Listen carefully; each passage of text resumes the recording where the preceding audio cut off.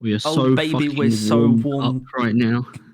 Anyway, so it started with just doing random stuff, kind of, until the podcast started. And we're like, well, a podcast kind of has to be regular.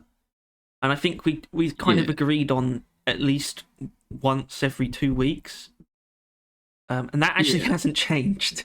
We've just added more stuff on, like, in a regular schedule. Schedule. Schedule. Schedule.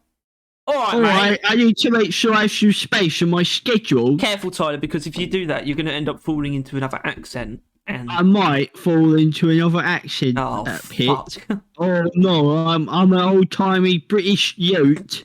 Old timey British Ute. Ute. Oh crikey. Old Jiminy Cricket Batman. Point is I'm out. I'm free. Welcome bird. to a Barrel Vision podcast. I honestly thought you were going to say a very special episode, but it's actually not. I'd say it's a special episode because it's there's just a lot of different, like, miscellaneous topics, and that's actually how I wish it could be. But it wouldn't be, and it will never be this regularly because you don't get enough stuff on a regular basis to make a podcast like this, where it's like jumping between things that have happened. And that's because a single game isn't going to have the same news output as the world. So, you know, a podcast that covers current events can do this pretty much every week. Whereas we're pretty lucky that we just so happen to have 3 sort of separate news type things to talk about. And that's sort of what it's about. We are going to start, as we did last time, with a taste test. Do you remember that? I don't know. I've got some water. I've got some water. Okay. I have something I haven't tasted before. Really? See, because this, I don't need you. I got like shit tons of snacks at Christmas, which I have an overflowing pile of still. I do have a single crunchie actually, because I haven't eaten the crunchies. I don't eat crunchies. I love crunchies. They're the honeycomb ones, right? Like, yeah. I love them, but I didn't get any of them. There was some like mini ones in like I think like celebrations or something like that. Those are good, by the way. Because do you want to know why? Because I think you actually might be in a bit of a minority, or at least I think Crunchies has an audience, but it's not most people. Most people don't like that the whole fucking thing is just fucking crunch. It destroys your teeth. Honeycomb. Right? And the ones that you got. Suckle it, you fucking moron. What? Yeah, but you have to bite through it first, and it's very hard. Some people have soft teeth. The teat of the honeycomb. The teat. Anyway, so the ones that you got in the heroes. You suck on it like a bellend.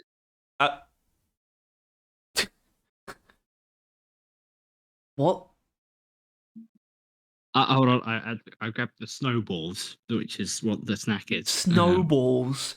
Oh, those are good. Snowballs are good. Anyway, what I was saying is that in the heroes, you used to get the little crunchies used to just be like little crunchies, and now it's more like the small, just dairy milk chunks. Except it's got little chunks of honeycomb in it instead of just being 90% honeycomb. It's actually quite nice, and I think I'd like the bars if they were like that as well, or if they made that bar. They do.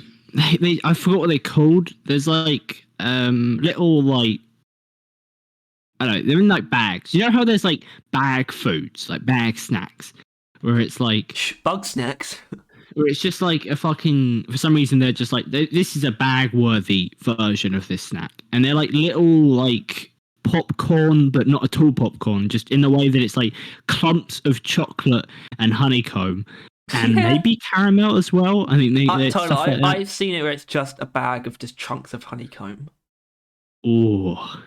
What, that appeals to you, does it? Yeah, because honeycomb's fucking amazing. Scrumdiddlyumptious. It's grumpulous. Me and my granddad, when we were on holiday, my granddad my entire family were on holiday. Yeah, but no, we did. Yeah, because we both really like honeycomb. So we both, there was this place that sold like it was a sweet shop, and it literally you could get like a block of honeycomb that you would just like break into pieces. And we did do that. And I also got like a book in that holiday, and I dropped some of the honeycomb in it. And even now the book, like I can't open on some pages because the honeycomb's like stuck them together. But which was kind of a shame because it was a nice book. Is Guinness World Records actually from the drink Guinness? You know how I think it probably is. Because you know how Doritos Crash Course, the game. Yeah, where it is actually from Doritos, the company. Well, yeah, you couldn't get away with that. No, but it's like their thing. Yeah, well, it's like I don't know what it's like. I don't know what you're going on about. I just looked up Guinness World Records. It's not. It might be. It might be actually. Guinness. Milk. No, it is actually spelled the same. Crisp sugar shell. Oh, good. A crisp. I love sugar shells. Sugar which really doesn't vibe with my mouth. Anyway, speaking of records, I don't even know if you actually said anything about like in any kind of actual introduction. I said welcome. All right, that's fine. Welcome. It's not fucking opening. What? The bag of snowballs? Oh, it's the tear type. You know, like some bags you like open like a normal bag, and then there are others where you just like tear it open. You know, some where you have to like grab it's like a little handle. You have to put it up, and you have to twist it, and then you have to put it down your pants, and then you have to shit it out, and then it opens somehow. I hate how like nothing can agree on anything. Like they all use like bags and like boxes and shit like that, but no one can agree on how bags and boxes should be opened. So they all have different ways of doing it. So every time you get one, you have to try and figure out. I've got a pretty simple way of opening boxes, called attack. Attack mode. I am the worst person on the planet at opening things. Right, because we have like ketchup and like milk, and that's like normal, right? But like when you stop. We have ketchup and milk, and that's normal, right? What do you mean, like together? That's what it sounds like. Just like we own them, right? We use them normally. Yeah. That's pretty normal. And to use them for the first time, you have to like open them, which requires you to. Like, you have the little film wrap with the little cap, and you have to open that. I have a like 20 to 25% like win rate against those things. Like so often do I fuck up opening that. You peel off cap. Like the top layer of the seal. I have fucked it up properly. I have fucked it up in every way possible. Right? Sometimes it's just stronger than I am, right? The entire thing just refuses to come off the bottle. It is milk. And it's just like, most of the time it's the ketchup. The milk one tends to just tear to pieces and it never comes off cleanly. The ketchup one... the nectar of weaklings, and milk, the nectar of warriors. Yeah, fucking yeah. The fucking ketchup one is like fucking I don't know. They use like Gorilla Glue to stick their fucking like plastic caps on. So like whenever I tear it off, it is the flap tears off, and then I have to fucking get like a knife and start hacking away at the plastic cap. I've done that just with my finger. I've just burst through it. Yeah, it's just. It's fucking infuriating. I think we should be able to get milk in Depop, just a glass of milk. Yeah, just a nice cup of tea, just like a really British mug, number one British dwarf mug. written on like the side of it. Like it's a really like classic like. They all have their own mugs. You should customize your mug. Number one engineer, number one. It gives the cups because you know like it serves however many people are in the game. It also just serves like who's in the game. So like it'll be like number one engineer, number one scout if there's like two scouts, one engineer, right? And they get the drinks and they drink a nice cup of tea. They dip some biscuits in it, and that's like a thing. What would that be? That would have to be like for some kind of British holiday. Yeah, Guy Fawkes. I think that's pretty. That's one of the only British holidays I can think of. It's not British in that way, though, is it? Yeah, but it is like British. Like the Queen's based in death. British history. The anniversary of the Queen's death. I'm not sure about that. Well, her birthday was that? September, by the way. That's when that happened. That's 5 months ago. Fuck. No, it ain't. I think Shut it up. is. Well, okay, so if you go back one, then you're in December 12th. If you go back another one, you're in November. So 4 months ago. Right, so you made maths wrong, but still, that number's too big.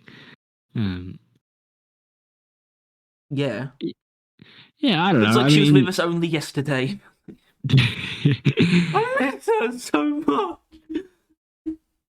Life's not the same without the Queen. Life has been completely identical. It's because nothing changed. I mean, the difference is that she was probably the only decent old person in the royal family.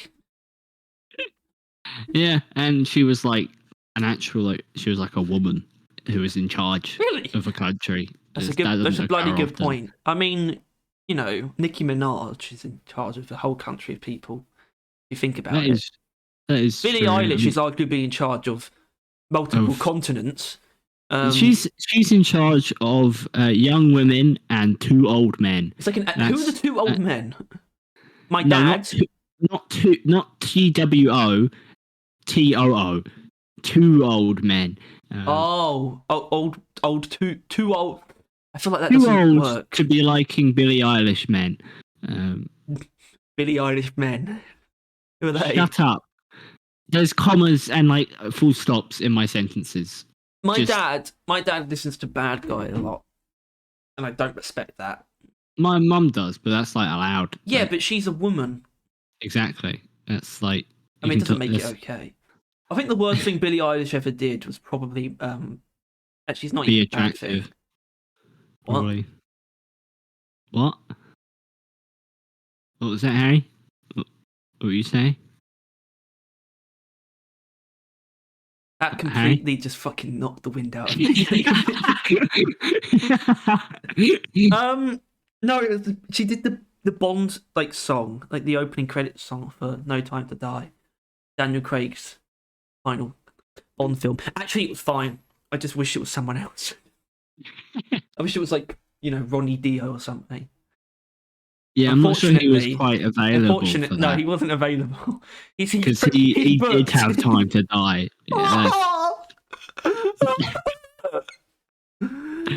If you could have any person's voice, who? And this translates to their singing voice as well. I think it's an important part of it.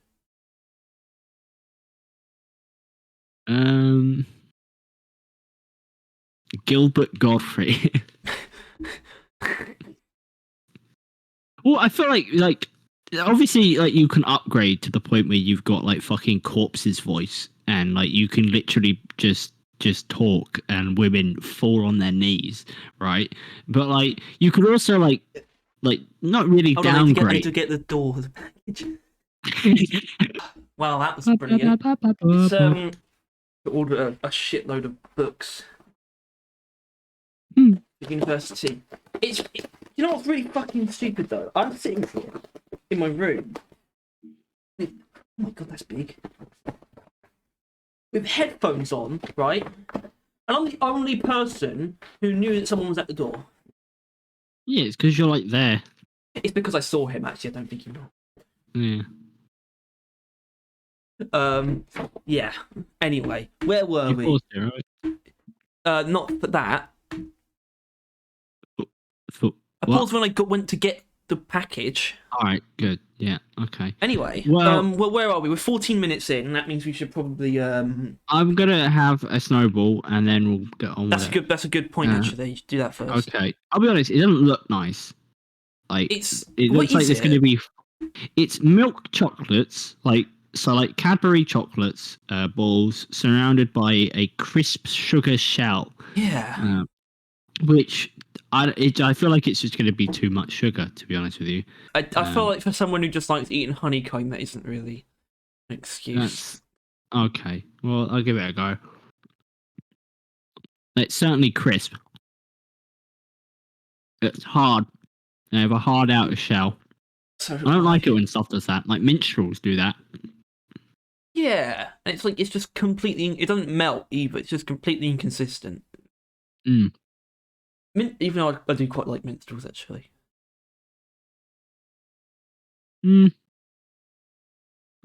The chocolate on the inside's nice. I mean, it's Cadbury's. Yeah. But the actual outer bit does just make it worse. Yeah. So it's just like slightly powdery. So my mouth is slightly powdered. Yeah. And there's like quite an unpleasant crunch to it. Yeah. I think I remember eating snowballs, so I think I feel the same way. Alright. I suppose I probably shouldn't give you too much shit for eating honeycomb, given that my favourite drink is honeycomb flavoured cider. Delicious. Why? Isn't that mead? No. That's how mead's made, right? It's just like alcoholed honey. Is it? Yeah, that's why when you burn down the Hunting Brew meadery, that's just probably like my the royal urge to drink mead. I'd be a lot warmer, a lot happier with a belly full of mead. Mead. Yeah. Mead. Anyway, we were talking about world records, which is actually how I decided what the first Deep Rock thing we're going to talk about was, which is, in fact, their 2022 year in review, which is just a collection of statistics throughout the year, because you know they do be collecting our data. Yeah, it's called surveillance. And obviously, I didn't make a video on it, or we didn't. It's not because it's not news, is it? You look at it on Steam, it says news. It's not news. There's not even a word in there about anything other than the thing itself. And I usually take forward. Exactly. I usually take like the barest excuse to make a news video. This wasn't it though, but I think it's more interesting to just go through on a stat by stat basis in this form. I'm not going to read like the post, but look at the actual stats. More than 5.5 million units sold across all platforms since 2018 launch. Yeah. Did they miss like the acknowledging 4 million? I still don't know. Didn't miss it. They acknowledged it. We knew we hit 4 million. It just wasn't anything really. It was dedicated. There was a dedicated post. It was on June 20. June yeah, but there wasn't like an in-game or anything. It was just. But that means it's been 1.5 million. What was it? Yeah, 1.5 million sales since June. In like 6 months. That's pretty good. Yeah, I mean, because I think you can look at the biggering, like the stats under it. I think we'll do that, and then we'll talk about the sales generally because that's the next part. It's biggering, Tyler. What part? What? Well, the bit that it actually tells you like their sales sold each year, like from launch. Yeah, it's actually weird that it gets lower initially. You got 500,000 in 2018, 400,000 in 2019, roughly 1.2 million in 2020, roughly 1.4 in 2021, and 2.3 across all of 2022. So it's good lord. You look at that and then you realise, fucking hell, it's like it was 2022 was its biggest year for sales by far. Good lord. How'd they manage that? What the hell? Hola? Yeah. Yeah, sorry, I wanted to pull it up on my phone and I saw we had a comment and it literally makes no sense. Read it. Like, I think. Well, it's actually a response to another comment. Oh my god. Okay, so actually, you know what? Save it in case.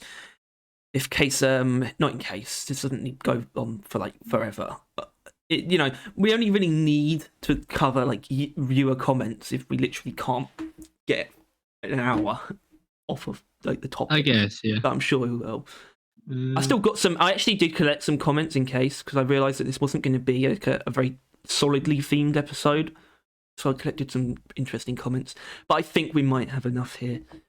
But yeah, big 2022 was their biggest year in terms of sales, so good on them. Yeah, I mean it's as that, really. a commenter said, the game is doing very well. Like it's really getting the attention it deserves at this point. It's shooting up as far as like games is concerned, like popularity. If it keeps it up, it'll become an actual game. What do you mean? Like one for like when people talk just about games generally. Right, yeah, okay. You mean like I guess like Terraria in a way, because Minecraft's AAA, isn't it? It is AAA. Minecraft didn't used to be, but it probably is now. I didn't think they could change though. I think it's only because they changed so much has changed about who works, who. It's about Minecraft the team behind it, I think. Exactly. Terraria isn't a AAA game. Yeah, it's still massively famous and well regarded. Yeah. I feel like that. I kind of hope that's the road that Deep Rock's on, where it will sort of occupy a Terraria like base in people's minds. And I think it's already there. It's just lighter. It's just not doesn't have the quantity. Not everyone knows of them. Yeah. Like if you say Terraria, like at any point in time, like everyone will be able to like put in their 2 cents. Anyone that's like at least plays games will be like, yeah, I play Terraria, or like, I want to play Terraria, something like that, right? They know Terraria. I mean, to be fair, a lot of people have tried Deep Rock now. A lot of people. Yeah. Yeah. PewDiePie did play it, remember? Jacksepticeye has some gold. I don't know if Mid Critical has yet. I feel like that's a big step. Yeah, Zanny is a pretty big YouTuber that did it somewhat recently.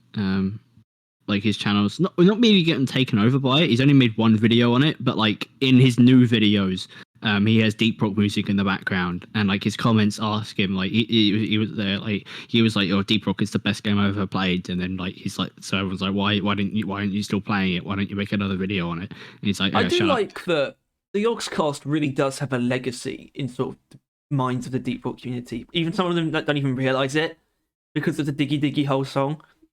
And that people have found that, the Windrose version, the not Yogscast version, but it's obviously a cover.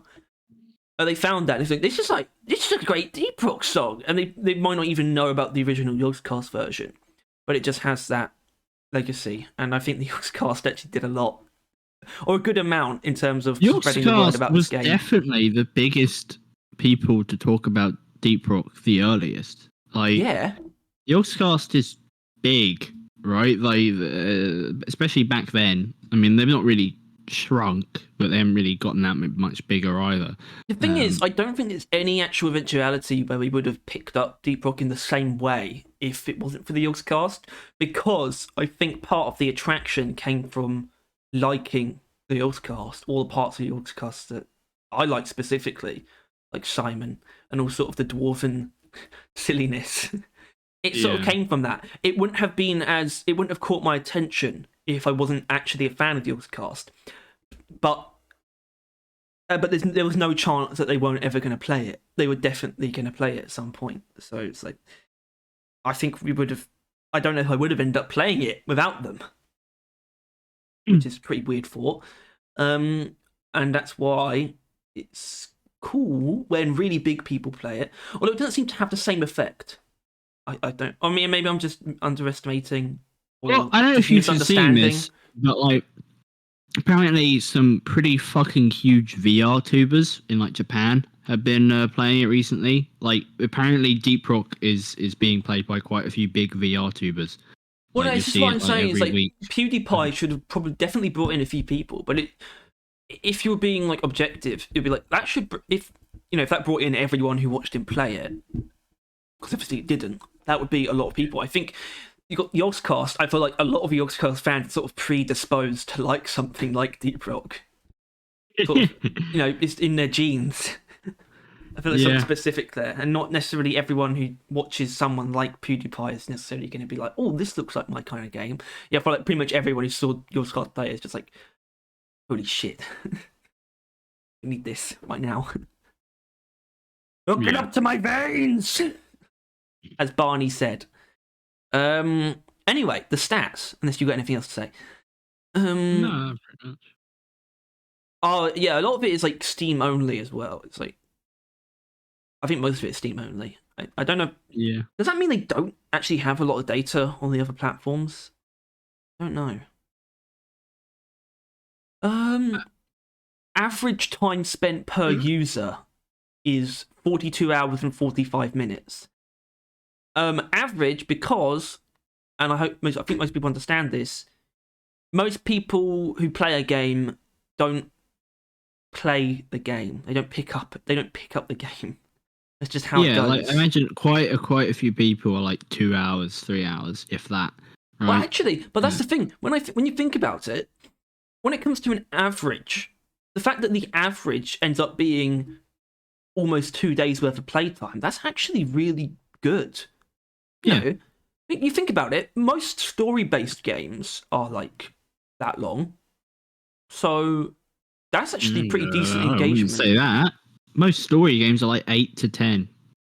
Well, I mean, really story-focused games. I mean, games that have a dedicated story mode, that's usually more in the ballpark. It's like a shooter game that has a campaign. Games like, I guess there's not many like Red Dead, really. But I mean, like Red Dead Redemption 2's got like fucking like a lot longer than this, basically, is what I'm saying. I guess. It's fucking ridiculous. There's a lot of games like that now, like in God of War. And in fact that it generates these kind of numbers where it doesn't even have a story. I think it's pretty impressive, to be honest, actually. When you think of it, I sort of looked at it at first, that just means that people don't really play for that long. But that is actually a long time. Plus, you have quite a few people that play the game too much, right? Really? Like, this is a game that that people would just kind of fall into and never really come out of, as Harry, you're aware, sitting on your what? I don't know how many hours. It goes past hours at this point, right? Well, it's like days. Yeah, obviously it goes past hours. Yeah, but like it's like it doesn't even it tracks. It's not like 180 days, or am I fucking high? Yeah, it might be something around that, but that's somehow. Actually, no, not somehow. I know why. Most of that isn't actually in the mission. No. The mission. It's not the only thing. Mission time isn't the only thing. There's a lot of valuable time that you can spend not in mission in Deep Rock, which is it's pretty cool. But even then, most of it isn't actually doing anything. Yeah. Most of it is just idling because I'm playing the game so much, which also means I'm idling a lot because it's just always on, basically. So that's how that gets there. I wonder how much I contributed to that average. None. You're Steam. It's Steam only. That's a good point. That's a good point. If it wasn't though, because it's kind of weird to think about. I actually played probably more in 2022 than I did in 2021. Definitely 2021. Maybe not 2022. Actually, I don't remember. Maybe that's just wrong. I feel like it can't really be by years. I feel like I just go through month patches when I'm completely addicted. It's not like it ever goes away. It just rises sometimes. Like the recent one was getting to level 1000. Before that, it was probably the legendary free thing, and then before that, it was just the game was just there, and I haven't done everything yet. Apparently, just over 500,000 players played for more than 100 hours. See, that's pretty good. The fact that you can get, because that's all. I mean, a game's done its work if it's giving you over 100 hours. For being fair as well, but that's just fantastic, and it's worth the money. And a lot of these people probably got it for free or even half price. That's 500,000 people. And even then, max price is what, like 20 quid? Is it? I think it's 25, isn't it? It is 25, right? Right, yeah. Even still, they got like what? I guess 4 hours per pound. Like in fucking time spent, like 500,000. Yeah. It's worth the money. Total time spent for all users since launch in 2018 is 25,961 years. But that's kind of like, that's a bit of an arbitrary number. That's just there to be impressive, Sure. But I think you need to bear in mind how impressive that is, in that, like, you go back that much time. People I suppose you go back, that's like 4 years ago, or just over 4 years ago, when that stat was starting to be collected. And yet it's 25,000 years compared to 4 years. total time played. Actually, 25,000 across like 2,000. Good numbers, but still not AAA numbers necessarily in terms of like consistent players, certainly. Sure. So the fact it's clearly really hooked cool a lot number. of people and got a good amount of playtime out of a lot of people. So that's what that represents to me. The amount of sessions since launch of DIG in 2018, which is 202 million. Yeah. Which sounds... That doesn't actually mean too much to me. It doesn't come across as particularly insane. 5.5 million sales, and 202 million actual like launches, like sessions. It is a weird stat though. It's a bit obscure. It's a bit What does it? Yeah, what does that actually mean? Because you just said like launches, like as in that's how many times people have launched the game. Or is that how many lobbies have been hosted? Or is that how many missions? I don't think it's necessarily missions. I think that would say missions instead of sessions. I think it's just like load up the game, close the game. That's a session. Really. Yeah, actually, that is quite a lot then. Yeah. No, it's good, but it doesn't surprise me necessarily. Well, obviously, user base has almost tripled since 2019. I'm not surprised about that, certainly. Yeah. So I think the spikes are incredibly interesting. Yeah, when are they? Like, is there like a pattern? I mean, that giant spike is season 2. No, season 3 rather, right? Like near the end. That's January 23, which I assume is this point. Is the far actually. right? Yeah. So that's just before it is season 3. So that means that is season 1. No, wait, no, it doesn't. No, that's not right. This is season 1. I don't know what you're seeing. It's October 21. It's the biggest spike.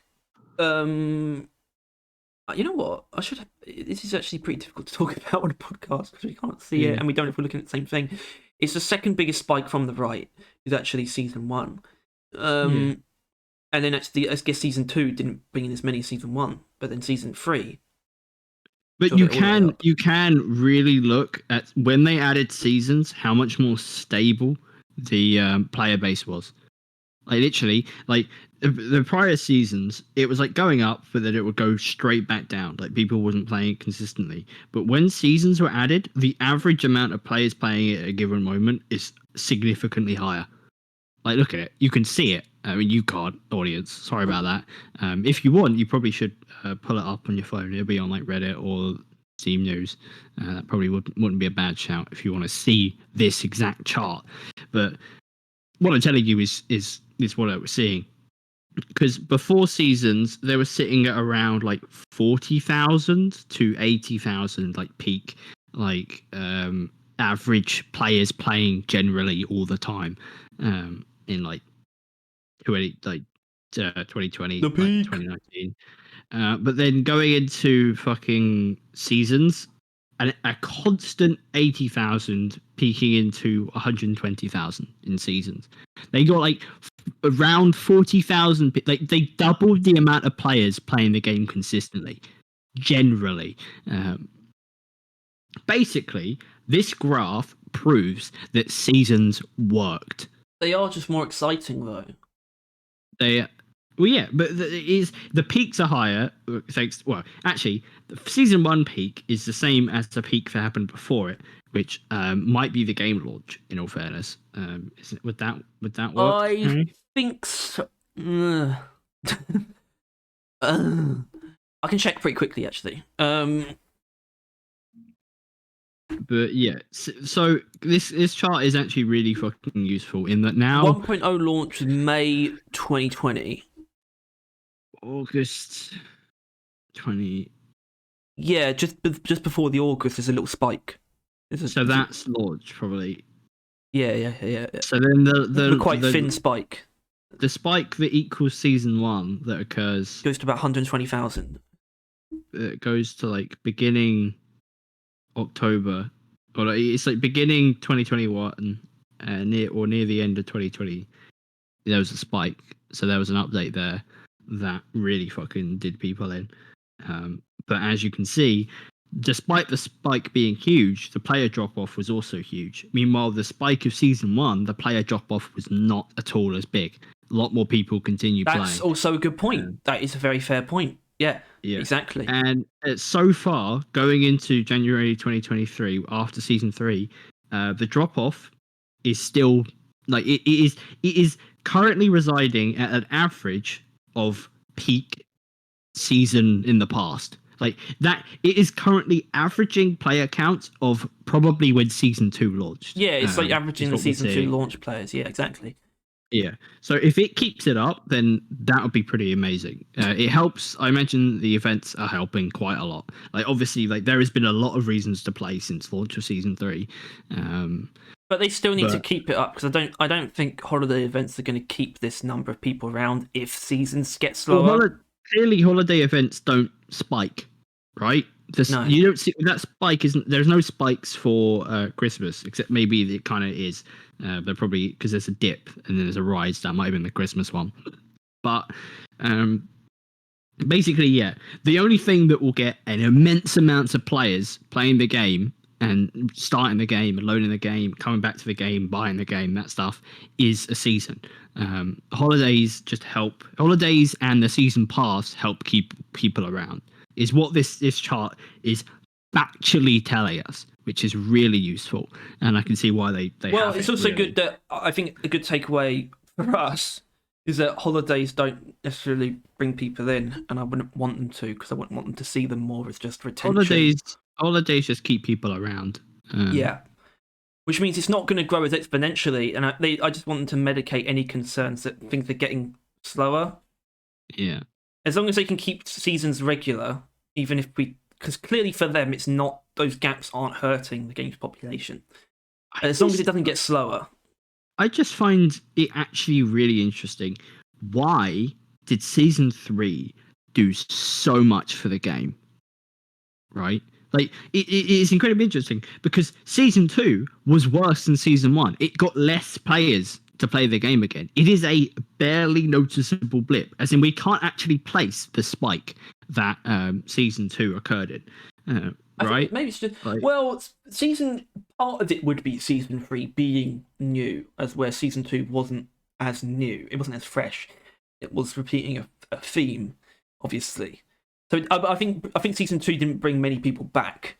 First of all, season 3 brought more people back, and it's just that combined with it's just growing. Yeah. I don't think there's anything particular about season 3 other than it not being a repeat of a theme. I think I think because which now you've got to look at it. You've got to look at the graphs, the statistics, and you've got to say, so far, part 2s are a bad idea. They do not encourage people to come back and play the game. They are nowhere near as inciting, like as encouraging or as provocative as a completely new season with a new theme, with new enemies, new branding, stuff like that. And this graph proves it. Yeah. And I think that is interesting. Very interesting. That'll be an important thing when we find out whether or not what season 4 will be. Yeah, because honestly, I can now see a reason as to why they wouldn't do a part 2. Yeah, there is a reason, and I don't know. I think it's fucking interesting. Combine that though with logical thinking, I would hope they would arrive at a more measured approach, a season that isn't as strongly themed. But it could give birth to reason for that, which is just something that we want to see at some point in general. Just a season that is much more equipment focused than anything else, and I feel like that basically surpassed them having to come up with a new theme just in one instance, and that could help season 4 along quite a bit, I reckon. They wanted to do that.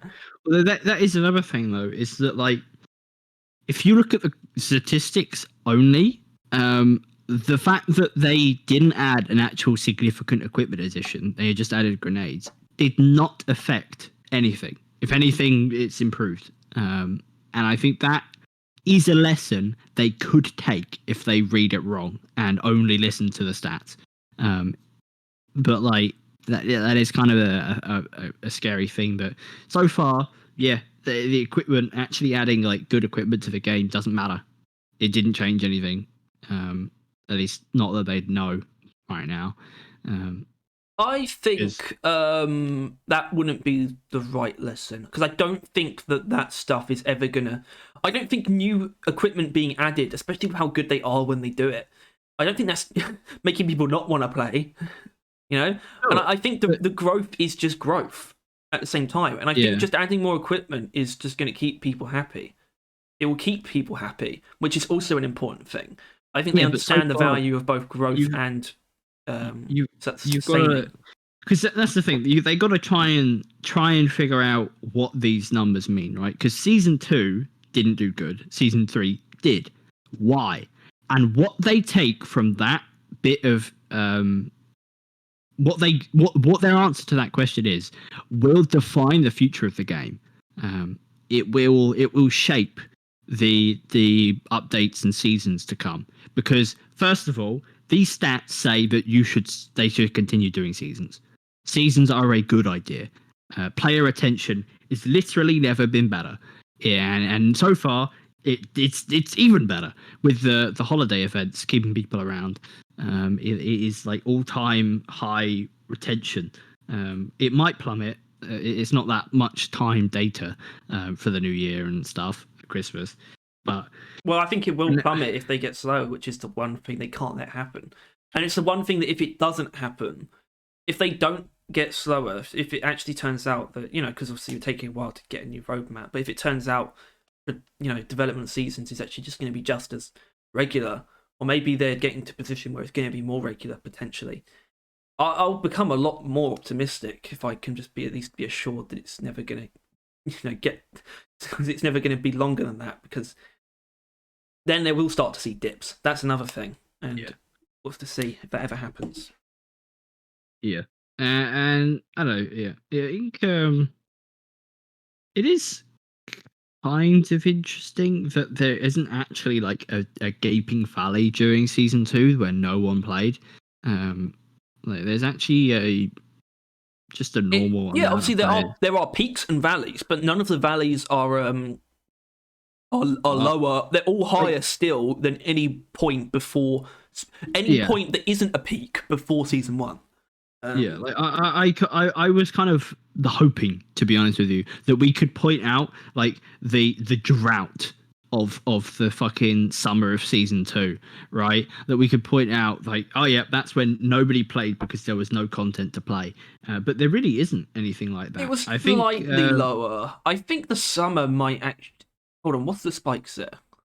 I think... really can't know with that graph. No, to be honest with you, Harry. No.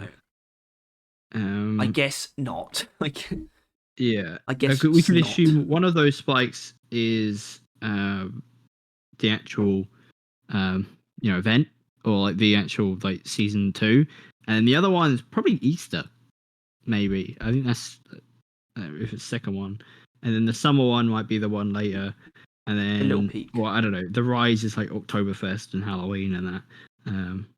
Oh yeah, baby. And then fucking season 3 dropped all-time high stuff like that, which I think they do go on to kind of talk about in the next section, which I think we should move on to. I was only going to say that my personal hope for what they would take away is literally just the concept of seasons is what's making this work, and actually not anything else in particular. And they can basically do whatever they want aside from that. It's literally just the fact that they're called seasons. That's what's caused most of the growth, and I think that's probably correct. Well, yeah, but you have to look at the fact that season 2 didn't do well. At least it didn't. And it was arguably more equipment focused too. Yeah, it was clearly not like it was not gameplay focused in that they added a nemesis and they added a warning, and they were kind of like extra features, right? But I don't think anyone's consciously deciding that. No one's like joining the game and thinking that they don't know what's new, really, do they? You think about it. No, the players mostly aren't, but they are. They probably saw they looked at these statistics and they were like, okay, we need to change something here. We need to tinker with something different. And that was probably another reason why they were like, no more robots, right? Because obviously no one wanted robots, but they still kind of liked robots. They still kind of do. I think they still kind of like, they're like, oh, we kind of want to bring them back, but we have got to wait a little bit. We also need to consider that. I don't think it's a big number, but they did lose some people because of that. Yes? Yeah. Like. No, I thought someone was at the door. Yeah. I mean, because yeah, it's obviously they technically really didn't, because obviously like after season 1, constant player base like over doubled, or about doubled, but yeah, obviously some people weren't a huge fan of the robots, and those people that just about tolerated it when it was like robots again probably were less fond. And then the Nemesis came out, and people weren't happy with him either. Rival infection, or whatever it is, I've forgotten what it's called. Is like another thing that makes you fight robots more often. And the point is that I don't know. It's difficult to tell what these stats are exactly telling you, but Ghost Ship would have taken answers from this, and what they get from it will be very interesting. I think a fair takeaway is same thing in a row doesn't necessarily work. It's not necessarily season 2 was equipment focused. It was like it's robots again, and also just more weapons, which might have just gone over a lot of people's heads. Yeah, like it wasn't just Robots Part 2, it was just Season 1 Part 2. Yeah, it was really just a continuation, the next logical step in filling out the rivals stuff and filling out your equipment stuff. And obviously, I mean, as good of additions as they were, they just didn't have the pizzazz that the immediate season 1 rivals had. Were like, oh shit, robots, hell yeah. And then obviously people then played it and they weren't as happy, but still. And then like Rockpox, that whole thing. Yeah. Like I would see Deep Rock news like often, like on my like fucking feed of like just random news pieces. In all fairness, I think they're kind of spec'd into what you like, and clearly I think it knows I like Deep Rock, but like yeah, news pages were like, oh, the new rivals. No, not new rivals. The new Rockpox, new enemies, replacing the robots with Rockpox infested enemies. And I do not remember that level of coverage when it came to season 2. I think it's because there was just not much to talk about really, for news pages, for people, for anything. Which is why we might be looking at knows more part 2s because they're just less appealing in a literal sense. That's true. That is. See, I think there's good reason to think that it could just go either way now. I think for a time we were fairly confident that it would be a sequel. As far as it could go either way, but I think they need what would be good, because they haven't done this yet, and obviously they haven't. That's you can say that about a lot of things because we're only 3 seasons in, and because time they take there's a lot of things they haven't tried yet. But one thing they haven't tried yet is doing a sequel, but the equipment edition is different, and that would be my personal preference for season 4. Well, because a sequel, they would just have to rebrand the part 2 to feel more than that. Right? Exactly, and that's something like you need something big like Zombie Dwarfs or something, wouldn't you? So you could really give it a different theme. Basically. No, because I'm thinking, my season part 2, which is literally be bigger than season 3. Like season 3 added a warning, now added game mode, right? Like season 3 added grenades, now add fucking a perk overhaul, or like I don't know. It's hard to find other things in that regard. But it is, if they can just. It doesn't even actually have to be more. It just has to sound more. They have to brand it as more, bigger, better. Then it will feel like it might work as a part 2, because it might feel like a part 1 because it's bigger, better, grander. But like Rival, the season 2 really just felt like a step down in like amount and like like grandeur and stuff like that. That's a fair lesson that I think we'll probably see the effects of. I don't think they want to do another one quite like season 2. I think they might want to avoid that.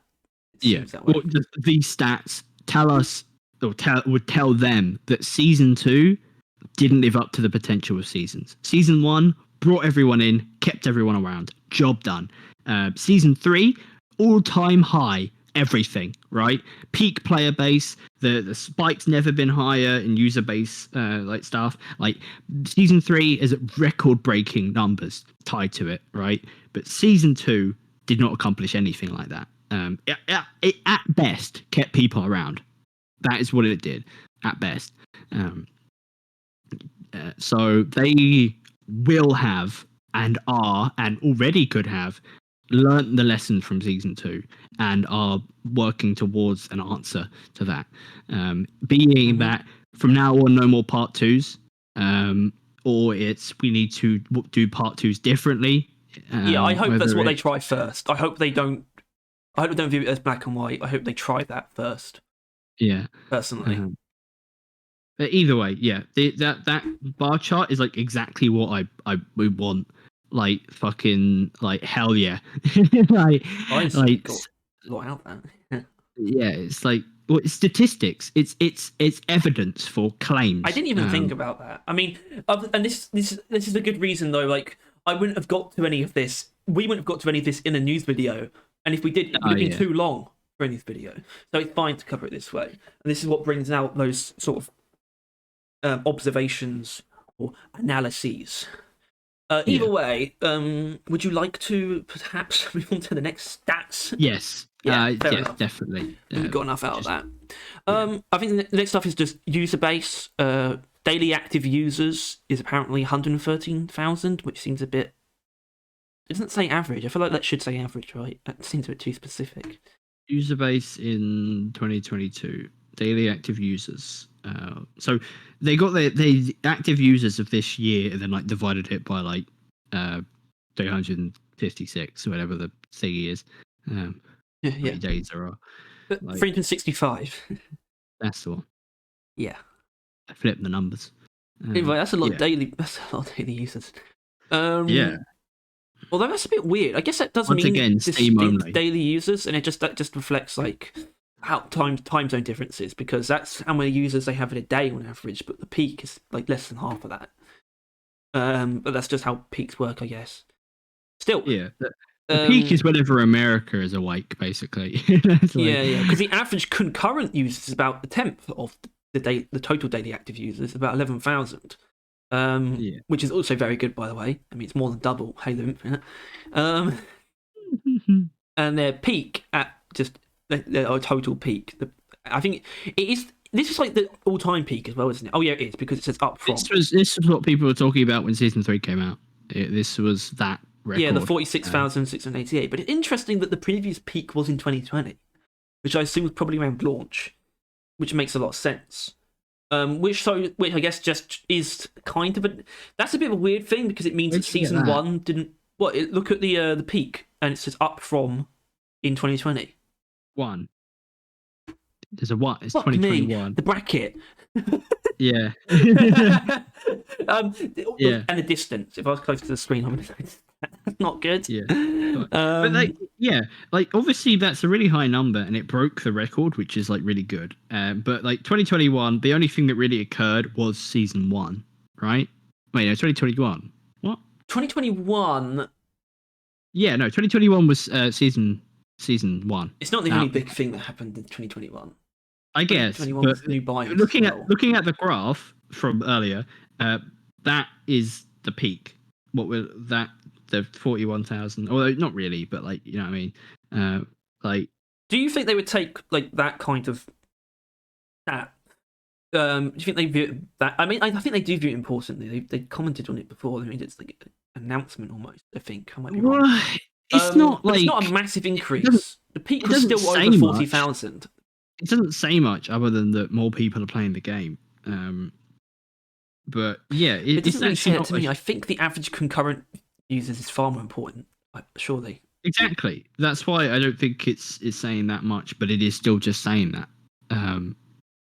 it is saying that the most players that have played it at a single point in time on Steam was 46,688, which we were saying Steam only makes you think that think about all the other consoles and like Steam Deck. Some of that probably might count as Steam, but like all the other software, except that they would not have come close to that number of concurrent players since the actual update hadn't come out yet for them. So it probably would have been like 50, maybe 60,000 total, like in all platforms on that day.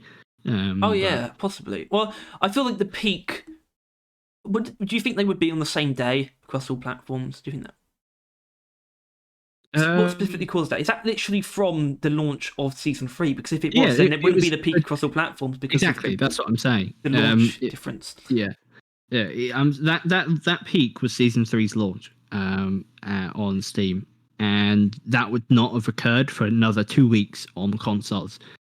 So then we probably peaked around then, like 2 weeks later. But obviously they don't seem to have stats for that, and it probably wouldn't be as much as Steam.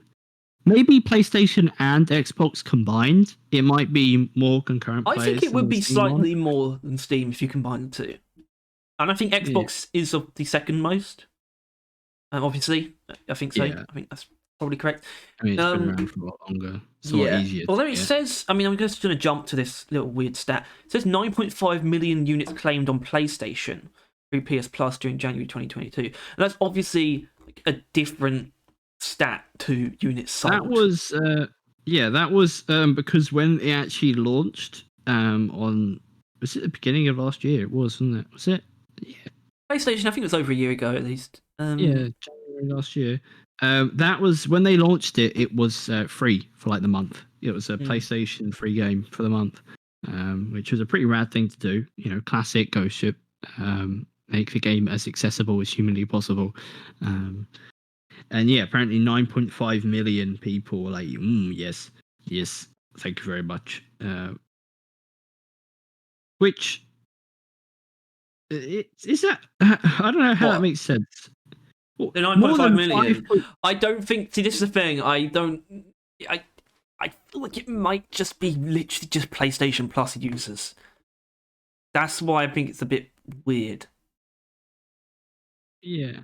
Bit of a weird stat. It might be worth ignoring, actually.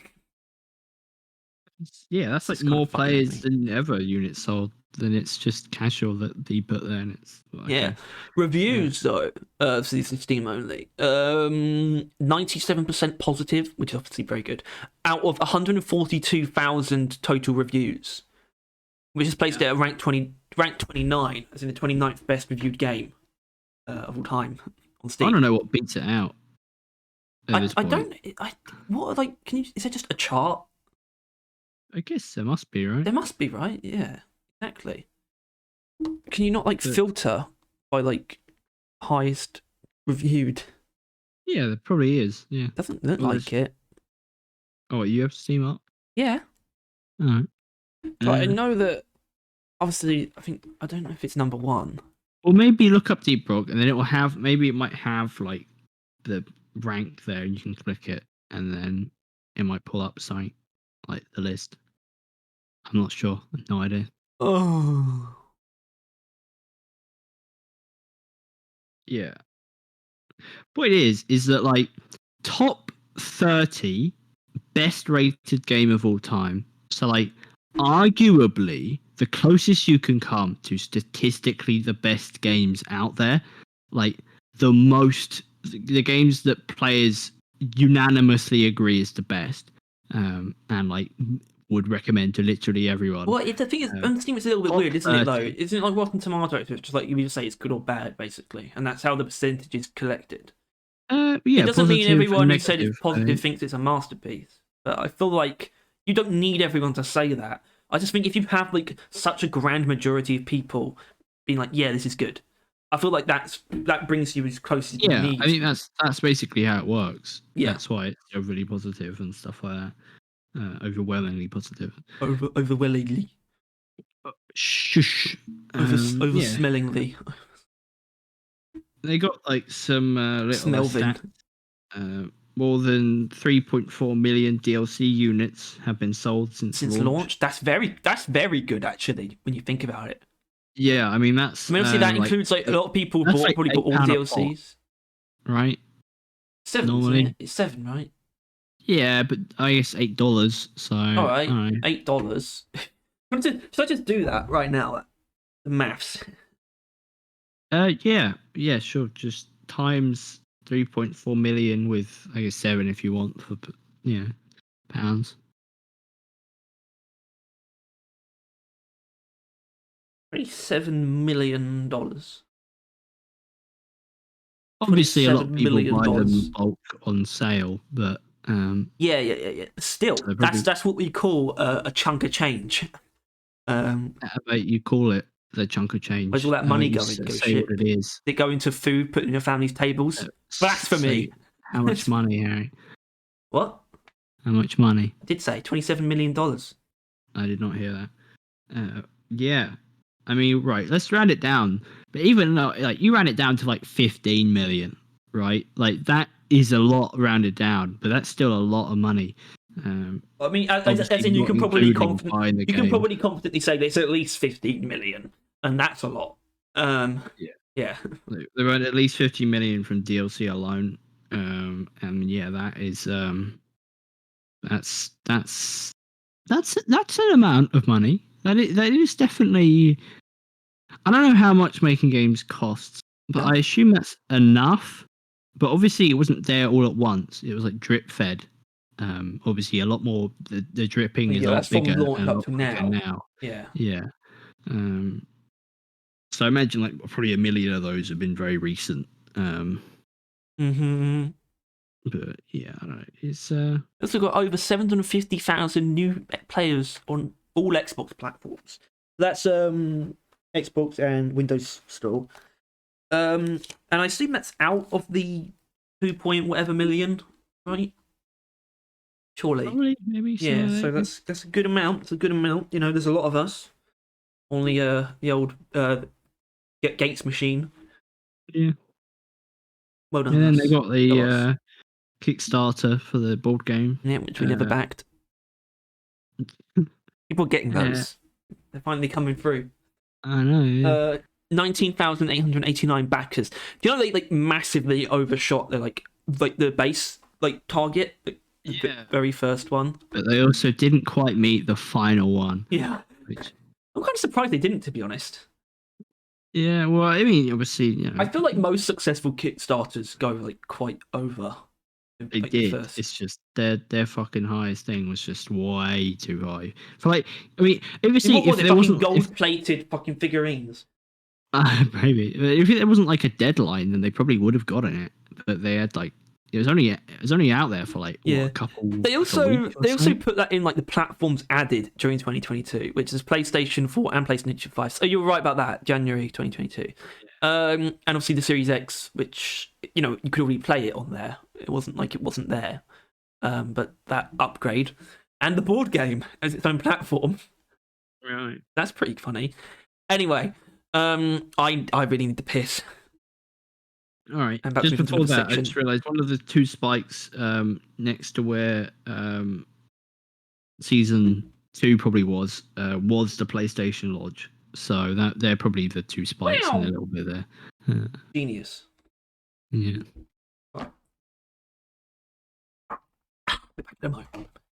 Who's in your house? Me. I'm in my house. Well, how do you know? I think, therefore I am. Philosophy, baby. Steam followers. 1,956,453. Follow the game. What does that even mean? Ranked 6 of the most followed games on Steam of all time. Okay, maybe that is significant. So whatever that metric is, it's sitting in the top 10 of Steam games, which okay, just gonna casually be a top 10 in what is that? Like renowned. And what is Steam? Like a publishing? What is Steam? This is actually an interesting conversation because Steam, it's just a store. Like as in like any kind of shop. You know, Tesco's sells Walker's crisps, but so does Asda. You know, but the thing is, in terms of in the gaming sphere, that stuff exists, but it's just far more condensed down to like few contenders. With Steam, which is always going to be at the top because it was the first to pioneer just being a storefront for games on PC. Like Epic Games is second, but it's not close. I don't think. It's really weird, especially considering obviously it's not just a platform. They make money from people buying games, which is just really weird. It doesn't make a lot of sense to me, but like Patreon, Patreon gets a cut of the donations. It's like what? Although that's a little bit different, I think. Actually, that's probably a little bit different. Yeah, because when you buy something from a shop, you're actually probably thinking most of that money goes to the shop. I think in the case of Steam, I guess most of the money probably goes to the original, like the developers or the publishers. But Steam still gets a little bit, this little slice. Actually, no. I think in the context of a real shop, the original producers probably don't get much. The shops do give them shit tons of money to buy in bulk. Buys the product, and then the shop makes the money. They don't give money to the person that grew the pear. You should grow a pear. See how they sell. Anyway, 24 million viewers on TikTok. Or views Didn't on even TikTok. know they had a TikTok. I didn't know the Discord was that much bigger than the Reddit as well. So we've got 435,000 Discord members, 242,000 Reddit subscribers. It's weird, especially considering Discord. It's not complicated, but there's still more you have to go through to get in. Yeah, when you get in, you just get banned all the time. Yeah, you just get banned. I don't. How does that even happen? How does that happen to someone? Yeah, I don't know, Harry. Please inform us. I have been permanently banned from the Rock Galactic Discord. Yeah. Honestly, I really wish that was like recorded. That would have been amazing. Because I can promise you, I did nothing wrong. I actually checked. I looked through all their rules, and he did nothing. He broke no rules. The only thing that could be considered he wrote the rules is that in the chat, like talking chat, he posted like I don't know what they are. What are they, Harry? It's just, I don't know. It's just a text art. Yeah, a text art of just a face. And that is technically not words. So technically, right here, officer. Yeah, it's technically not words, so it's technically not DRG chat. So it's technically not relevant. Pins exploded immediately. It's technically not relevant, so he could technically be like timed out or like kicked out, but it never says like banned. It just says like warned and stuff like that. I didn't get any kind of warning. I just couldn't access it anymore. Yeah, it just entirely disappeared from the chat, and yeah, it was gone because someone was like mod, and then gone. Teacher, send it to the explosion chamber. Yeah, Harry, bad boy, rebel. I told someone they were wrong. Refused to elaborate. Oh, you know what they say about me? In-game stats, the juice. This is the juice. Yeah.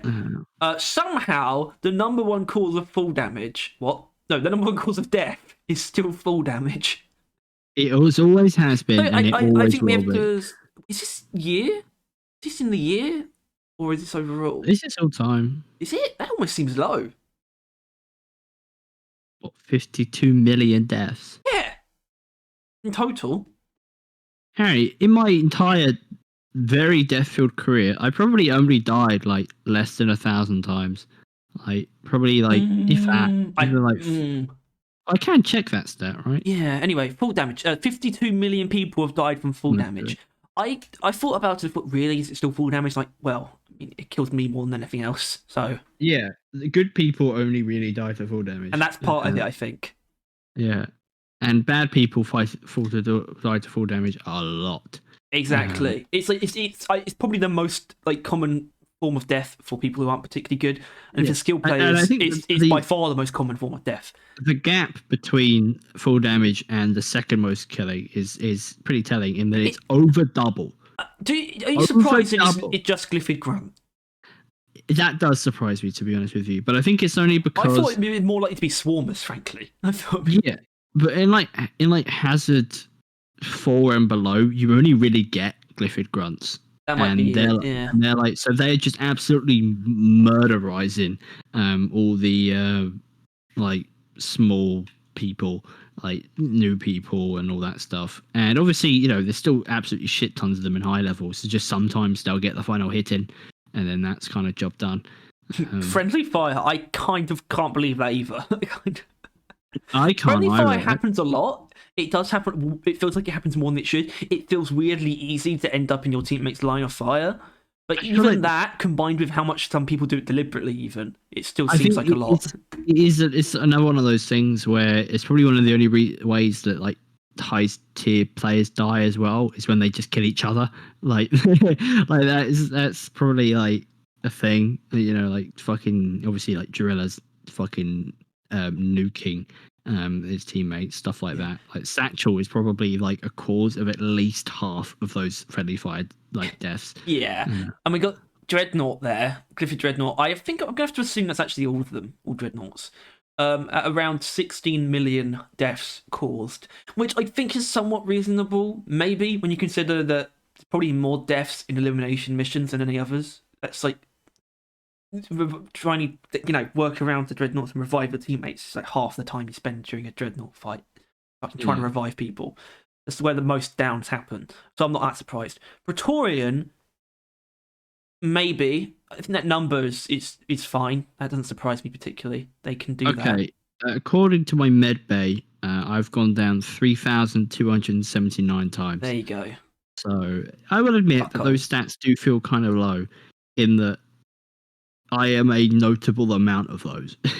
like you can actually note the amount of times. Do you want to know the exact percentage that you represent? Sure. What was it? 3,000 something or other. You had the number right there. Yeah, but I just changed my screen and fine. 3,200. Yeah. Divided by 52,328,000. I mean, obviously. And then times that by 100. 0.006%. That sounds quite high. Yeah. That's because you're a statistic. I do die a lot. In all fairness, like I'm a player that's played for a long time yet dies a lot. I like this next one though because it's almost like indicates our apathy. Out of the 278 million total player deaths in 2022, you've also revived your fellow teammates 226 million times, which means it actually leaves out about 52 million players, probably all the ones that died from full damage. Well, yeah, all the time that the missions ended, really, right? Like, that's kind of how it is.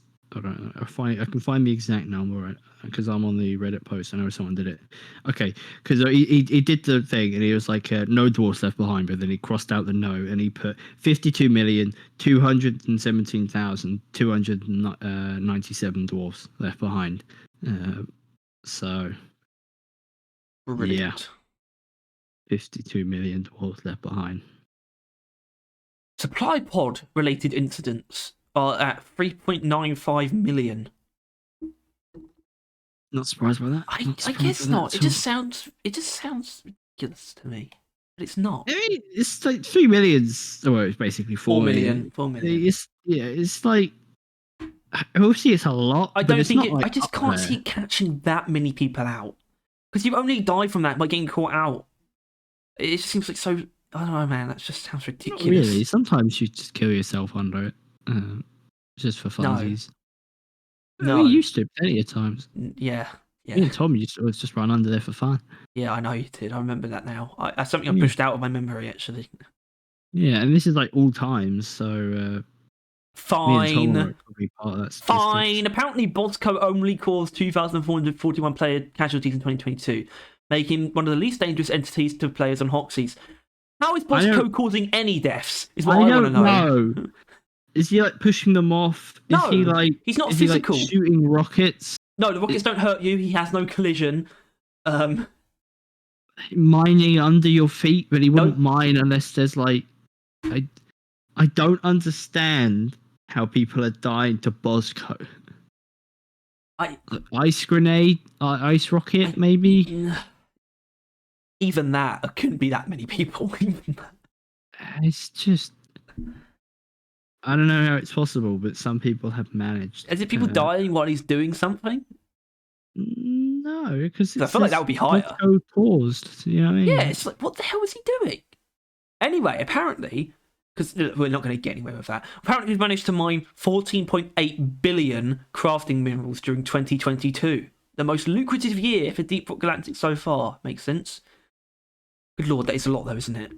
But then again, that is like crafting materials shared across everyone. So, I wish I had that many Enor pearls. Just Enor pearls. 14 billion.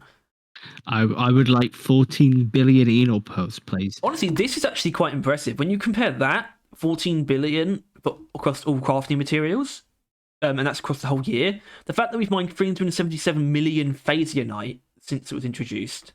I think you especially got to keep in mind how rare Phasianite kind of is. Like, it's by far. I think that includes unlocks, the unlocking in the season pass. It says mined. I know, but it says mined, Harry. And it would be able to tell, in all fairness. Like, if it was like mission stats, like only Phasianite gained from like that. I'm sure they could tell, but it's just quite a lot, especially considering how you don't get a lot of Phasianite when you find it to mine. And it was only introduced about halfway, well, a bit, it's been around for just over half the year. Yeah, but it's been for the half of the year that the most people have been playing the game, like, ever, really. So. Yes, I guess so. Fine. Apparently, the total in-game word count, and see, these last two to me are a bit out of place because they're like development things. It's like what they've added or what's in the game. It's not like the total amount of things said, because that should be there. I wonder how many salutes there have been. But the in-game word count is just the total amount of words present in the game. Is 110,143, which is, for reference, is The Hobbit is about 95,000 words. So it's longer than The Hobbit. Longer than The Hobbit. Not as much story. No, I guess not. Mission control voice lines in total is 828. Dwarven voice lines 3,669. See, those two feel.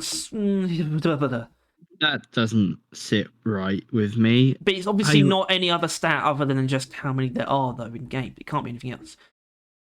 I have to assume they include even duplicates, just because, like, for the dwarves, Sure, but even then, it's just voice mission control. I mean, yeah, it just they have a lot of different. They have multiple voice lines for literally every single thing. To be fair, yeah, they have like 4 to 5 for like each going into each mission. I guess they have like 20 fucking wave starting, wave is started, and then wave is ended. Multiple of the different types of waves. It's just I don't know. I'm sure it makes sense if you actually saw stuff. I guess like kicking, like all the festive breaking of decorations. Yeah. I don't think all 800 of them are available like right now. Like probably just like 200 behind time locked content. They added a lot recently, obviously, with like the mugs and the Yuletide.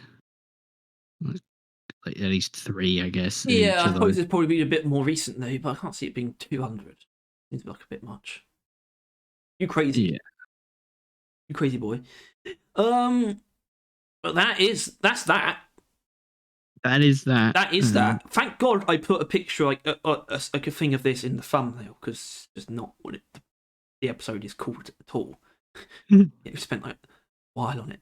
I tell you what's weird. They changed, like just the assignment that you have to do to unlock Industrial Sabotage. It's just Spec Ops Industrial Sabotage. You just have to do one Industrial Sabotage for it now. That's it. Oh. That's the whole assignment. 1 industrial sabotage. I guess it's because they can't really lock you out of that content any longer, really. No, I suppose not. It is still kind of cool having one that it's still that mission there that you don't unlock just by doing the first assignment. I actually kind of like that for some reason. Yeah, well, it's just embedding that this game mode is different to the others to even brand new people that have no idea. Yeah. Like, yeah, it will always be a different type of game mode, which is really why I do think they should not have included it to the main game. I think it would have been a better option that it's just some out there thing that you can just do sometimes if you feel like being a bit spicy, but it would be like a lot more special. Yeah, do you really think the logic there was like we just want people to play it? Yeah, because if they definitely. that doesn't make sense when you think about it, though, does it? It doesn't make sense because like you add it to make people play it, so you know that you're adding it into those things to make people play it, which kind of means you know they don't want to. Yeah, but it's kind of tough, really, for like people. Yeah. Like, and it is something that they really should address, because nobody is actually like even us who are actually pretty like neutral, if not positive, with the robots. Like we can acknowledge what's bad about them, but we still enjoy them nonetheless. But like even we don't really like and even having to do that mission often. Like, I never really enjoyed doing it in the first place. Yeah, and even as good as a boss fight the caretaker is, it's still it can get boring very easily, especially with like. It's not just that it's probably quite a big curveball for people, the amount of things that it throws at you, and it's like how strong it is for like a brand new player. It's also just like the fact that no status effects do anything to it. It becomes very unsatisfying eventually. Yeah, it's just you have so limited options in like how you would go about killing it.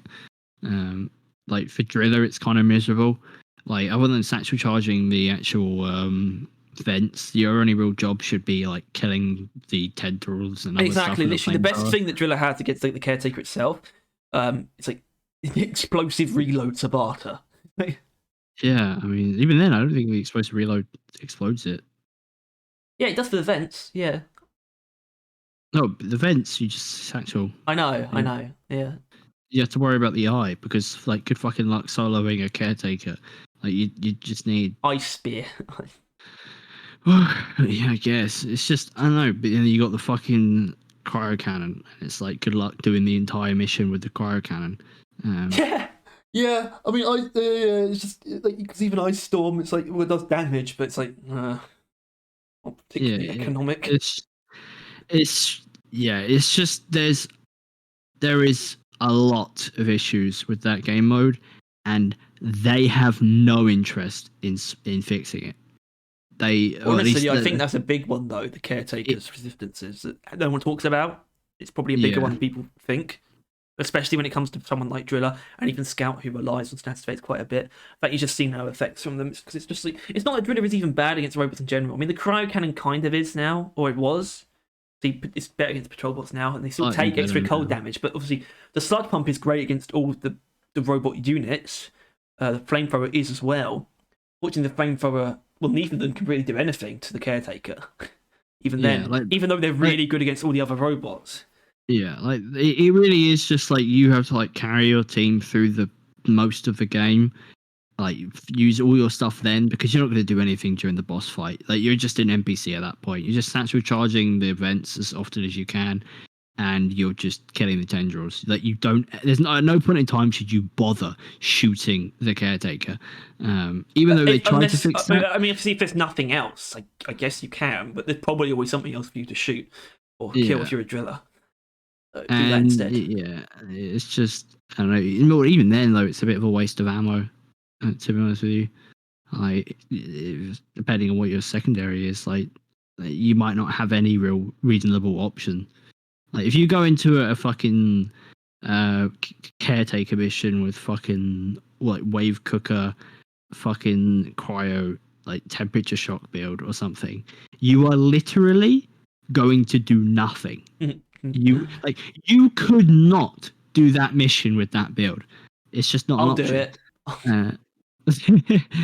On your own. Not because I think I can. I'll do it. Yeah, It's just it has its issues, and I feel like they should keep it out of rotation until they solve it, however long that takes, instead of forcing it into the rotation and then ignoring everyone's complaints. It clearly wasn't quite ready, but it's just like they need to make an allowance to do something like that. I mean, that seems like a lot, like to change just on a whim. But you can include that in a patch, or you can make that a patch. That's fine. You don't have to wait till the next season to make a change like that. And I hope they don't. But at the same time, I don't. How bad do you think it is? How bad is it really? It's bad. What, it being in the game like that? Well, I mean, how badly are people responding to it? How outspoken is that? Well, I think it's response? Basically it's what you only really need to look at that poll, though, don't you? Really, it's what my issue is. Basically, it's just what I see escort duty being, but now that this is just some people like escort duty, except that now it's industrial sabotage, which everyone fucking hates, and they hate that they're being forced to play it. That's my thing with escort duty. I fucking hate playing escort duty. I do not want to play it, but honestly, I do think that poll is pretty much all the information you need. I think it was this poll as well, where it's like industrial sabotage. It's like DLG historian hates it. It's like his least favorite mission. He's got like these people like highbrow members of the community who speak out against it. I think Axis Kronos doesn't like it. I don't know if that's true actually. Axis Kronos doesn't like anything recently. No. Yeah, it's. I don't think it's inherently worse than many other things. I just think it has a lot of flaws that need to be sorted out before they add another game mode that shouldn't be part of forced rotation. To the point where I think the solution at this point in time, because you can't fix industrial sabotage, and you shouldn't exclude it really, because then no one will play it and it's not worth being in the game. It's a waste of space and storage. And since other people also have game modes they like and dislike, obviously I can't fucking stand escort duty. The best option, especially now that it's random, is being able to change your assignment. It's being able to, if you have an escort duty or an industrial sabotage, change it. That's the best course of action, right? Being able to change your assignments, like what missions you have to do for your assignment, will just solve it. So then how is that system supposed to be implemented? Because first of all, you'd have to allow for it for every mission. Like, it shouldn't obviously just be, oh, this just happens to be something that people don't really like. So that means you get a chance to reroll. You should be able to reroll any mission. Basically, here's like a base pitch for it, like very quick, very simple, and you might feel free to refute it. But it's just like you can reroll one mission on every assignment, and that's it. I agree with you, if only, but also not, because they're likely going to get a fucking industrial sabotage and then follow it up, and I'll change it, and then I'll get a fucking escort duty on the change. Yeah, but it's like had an escort duty down the line. They're not going to add something where you can just completely push every mission you don't want out of the way. Why not? Just I'm not necessarily against it, but they wouldn't. Why not? Why are they making players play stuff they don't want to play?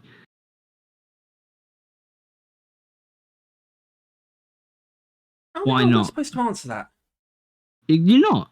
You're supposed to agree with me that there isn't logic behind forcing people to do that, like to play the fucking missions they don't want to play. Like, just allow, I don't know, like I'm thinking just as you're doing it, if you're like 3 into the fucking assignment and then you get a fucking escort duty, you can just randomize the fucking thing, and then it's like, and you just do that until you get a mission you like, pretty much. Well,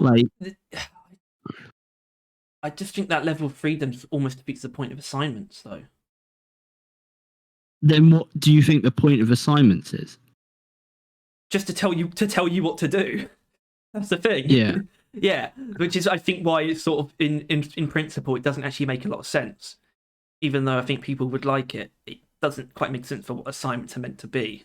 Really, Yeah, I think unfortunately, yeah. But you've got to agree with this, Harry, that making assignments feel a bit less restrictive and forced for story and kind of gameplay reasons, like that continuing to be the case will do far more harm for people playing the game than adding a I do not want to do this. I want to do something else button. I think most people can probably agree that, say, like, the weapon license assignments are probably like the most valuable ones, but they're also one-offs. Maybe this system should apply in the version that you're thinking of completely, but only for the ones that you like repeat. As in weekly core hunts and promotions, you should have this option. But the other ones, the non-repeatable ones should be fixed at what they are. I do think that because that is the thing, if they specifically design a assignment, right? If they obviously is that kind of assignment, it's a seasonal assignment. That's should be them telling you what to do. That is that assignment. But if it is, and especially with how it is now, that fucking promotional and weekly stuff. Actually, is weekly stuff random? Promotional stuff definitely is. The weekly stuff and the promotions are randomized assignments, which is why I think this makes more sense here. Yeah, those two you should be able to just randomize again. And I also think that compromise makes the suggestion make sense. Because it makes less sense for you to just be able to randomize every assignment. I think Ghost Ship should be able to tell you what to do for some of them, but the ones that are inherently random and we don't have to do every week, but they'll come up naturally. They'll just recycle and exist constantly. I think that option makes a lot more sense. And you also remember deep dives can also just be what they are as well, and all of the fixed assignments. So that system in full where you can just swap and randomize an assignment mission to something else, I think should apply to promotions and the weekly assignments. I agree with that. Because those are definitely the ones. Those are the ones that you're going to do over and over and over again, and the ones that you like a promotion assignment. You are basically held at gunpoint to do those missions. Yeah. Right. Like you are doing those missions, and like with the other assignments, like obviously you won't enjoy having to do a fucking industrial sabotage and then like a fucking escort duty in a row to get your fucking wave cooker or something like that, right? But like it's kind of like it's done, it's over with, right?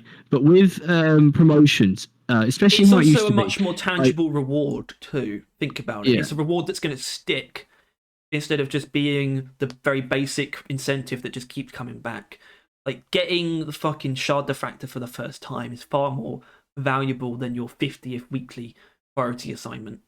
Yeah, and it's to the point where, priority assignments, even though I probably should do and want them, if I get an industrial sabotage, or really mainly more an escort duty, I am way more up for an industrial sabotage than escort duty, but that's just because I'm fucking sick of escort duties. I'd like to just see more warnings in assignments, like that taking over. Yeah, they have that for Lithophage, where it's like, and the rival presence, where it's just like, it's just that warning, it's not a specific mission. Yeah, that would be a pretty good improvement. But like that could be like another weekly priority thing where it's like more dangerous ones, like lethal priority tasks. Until then, I do seriously think just randomize again while you're doing it, and like maybe it's like you can only randomize once, not per assignment, but like per thing, like per mission. Like if you do a mission, you move on to the next stage assignment, and it's fucking escort duty, and you're like, fuck that noise, and you randomize the mission, and it randomizes like all of them, like the ones you even have to do later on, but obviously it doesn't really matter to you. But like and it just, I don't know, it's just something like that would not inherently make escort duties or industrial sabotages better, but it would make them less of an issue. And I think at this point in time, that is clearly the only option. Because they seem incapable of making escort duty and industrial sabotage a fun mission that everyone wants to play, like at all time. Obviously, escort duty, a lot more people prefer it, like I actually like it, than industrial sabotage. But I think for the sake of pleasing the crowd, they cannot make industrial sabotage something people want to play for a vast majority of people, do not like that game mode, do not want to play it, do not want it to be forced upon them. And I think that is fair. And I don't want any game mode to be forced upon you. It's a fucking game. You shouldn't be playing something you do not want to play. And obviously, because that's the only option, really, isn't it? It is either you do the mission you don't want to do, or you stop playing the game. Because otherwise, you're not going to get that gun you want. And if you don't get that gun you want, then you just why play the game? Or you're not going to get that promotion, but you want that promotion. But you ain't going to fucking. Point is they need to do that. That's the only real solution. Is to not force people to do that game mode. So then people will stop complaining about it because they'll just skip it. Honestly, I would be very surprised if we don't see Industrial Sabotage readdressed in the next update. They should, definitely. And if they don't, then that is just... But by the way, this is the point, though. It should be addressed in this way. It shouldn't just be because honestly, like I think you said, I did kind of tune out a little bit, but I think, did you say something about how clearly they can't fix the game mode itself? So they need to, which is why this system is a more valuable solution, and it will solve a whole host of other problems in the process. Because so it's genuinely a good idea. Some people don't even like elimination. They don't like fucking oil refinery extraction. Yeah. Like some people just don't like missions, right? And some people they prefer other missions. And I don't see a reason why people should be forced to play something that they don't want to play. It's a fucking video game, right? It's literally the only thing that's like probably even comes close to being like a majority of people can just agree on that they don't mind doing. It's probably just short mining expeditions. It's like there's probably some people you don't even like short egg hunts because of how like trivial they are, and probably don't like long egg hunts because of how complex they are. So I think just the short mining expeditions is probably the most neutral ground there is. Honestly, yeah. Because otherwise, I think it might be elimination, but some people might struggle. I'm just saying, I don't think anyone minds just doing a short mining expedition. I think it's probably one of the most harmless ones. But and like that wouldn't solve what issues people have with the game modes. No, but it just means that people will be able to ignore them easier. Like the only reason I can see why they have forced assignments is to force people to play game modes they wouldn't normally want to play. That is the only reason why that could continue to be a feature. It could also obviously this would only apply to those certain assignments, but you can still have people doing. There's still 3 different assignments. Actually, technically 6 different assignments because of the 4 different promotion ones. And given that they can randomize, which means you still get people doing those assignments, but the missions don't line up. It could also act as a way for people to make their missions line up, which just gets on people's nerves a lot. Because that. And obviously, all the other ones are fixed already. So you and your friends might be starting the game, and you both agree that's like, let's get like the M1000. I think it will be the same missions anyway. I think it's already like that. Yeah, but but these ones aren't fixed because they're randomized. Yeah, because that was an issue that some people actually had with the new randomized promotion assignments. Which, first of all, I'm going to get out of the way. That was the best shit they've done in years. Because I never knew it before. But as a driller main, I was forced to do an escort duty every single fucking time I wanted to promote. But what's better, though, being forced to do that every time, or having the chance of being forced to do both Industrial Sabotage and an escort duty? The second one, because there'll be times where I don't have to do an escort duty, and that is way more preferable than a guaranteed escort duty. But with this new system, it doesn't matter. It doesn't matter. I can just change it, and I can do the missions that I want to do, or at the very least, it's not even that I want to do, because I feel like they shouldn't give you that much freedom. Like, so you only ever do, like, you could do an entire assignment that's just your favorite mission over and over and over again, right? But I just think that they should be an option for missions like that you just do not like, right? And maybe that could come down to literally, you could have like on your assignment page a blacklist of like 2 missions at any given moment. 2 missions that you can block from assignments that randomly, when you get randomly given, you cannot get those 2 missions. That could be a feature. That could be an idea actually. So you get what you're given, but you can get rid of the ones you hate the most, which I think is more preferable, because otherwise you're just going to spam what you love the most. But this one will make sure that you only get ones that you like doing, you're fine with doing, you don't mind doing as long as you've got an assignment to do it, but you don't have to do the ones that you can't fucking stand. But also, if you like all of them, you don't have to blacklist anything. And if you hate 3 of them, then tough. I guess it's probably the thing there, but you should be able to blacklist. Are you suggesting people just literally be able to cross out missions? Yeah, that's a very abstract concept that I think the randomized thing is much better. I don't think any game ever does that, where it's just like you cross out content. I think that's a bit COD, weird. Halo, any game where you pick what you're doing. Like when you load into COD, you can cross. I don't want to do fucking free for all. I don't want to do fucking capture the flag. I want to do fucking team deathmatch. Any game like that does that exact thing.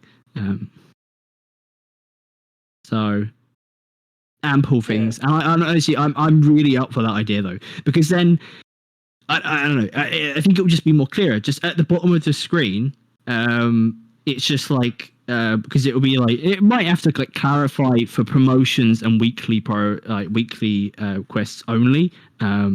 There's your like blacklist. You can blacklist 2 of these missions. It might be a tab because maybe they don't want to push it on everyone. Like, here, blacklist these missions. You want to. It might be a more subdued things where you kind of have to hunt it out, and then you hear like, if you fucking hate this game mode, go here and you can get rid of it, like that kind of thing. But maybe I prefer just the reroll thing. I think the reroll thing would feel better to me. No, I disagree. Because you would re-roll a Industrial Sabotage and then get an escort duty, and then you would do the escort duty because you only get 1 re-roll, and then you get another fucking escort duty, which was the original escort duty maybe or something, or you get another Industrial Sabotage because it randomly re-rolled. And I don't know. I think there's lots of flaws to that idea. It wouldn't feel very.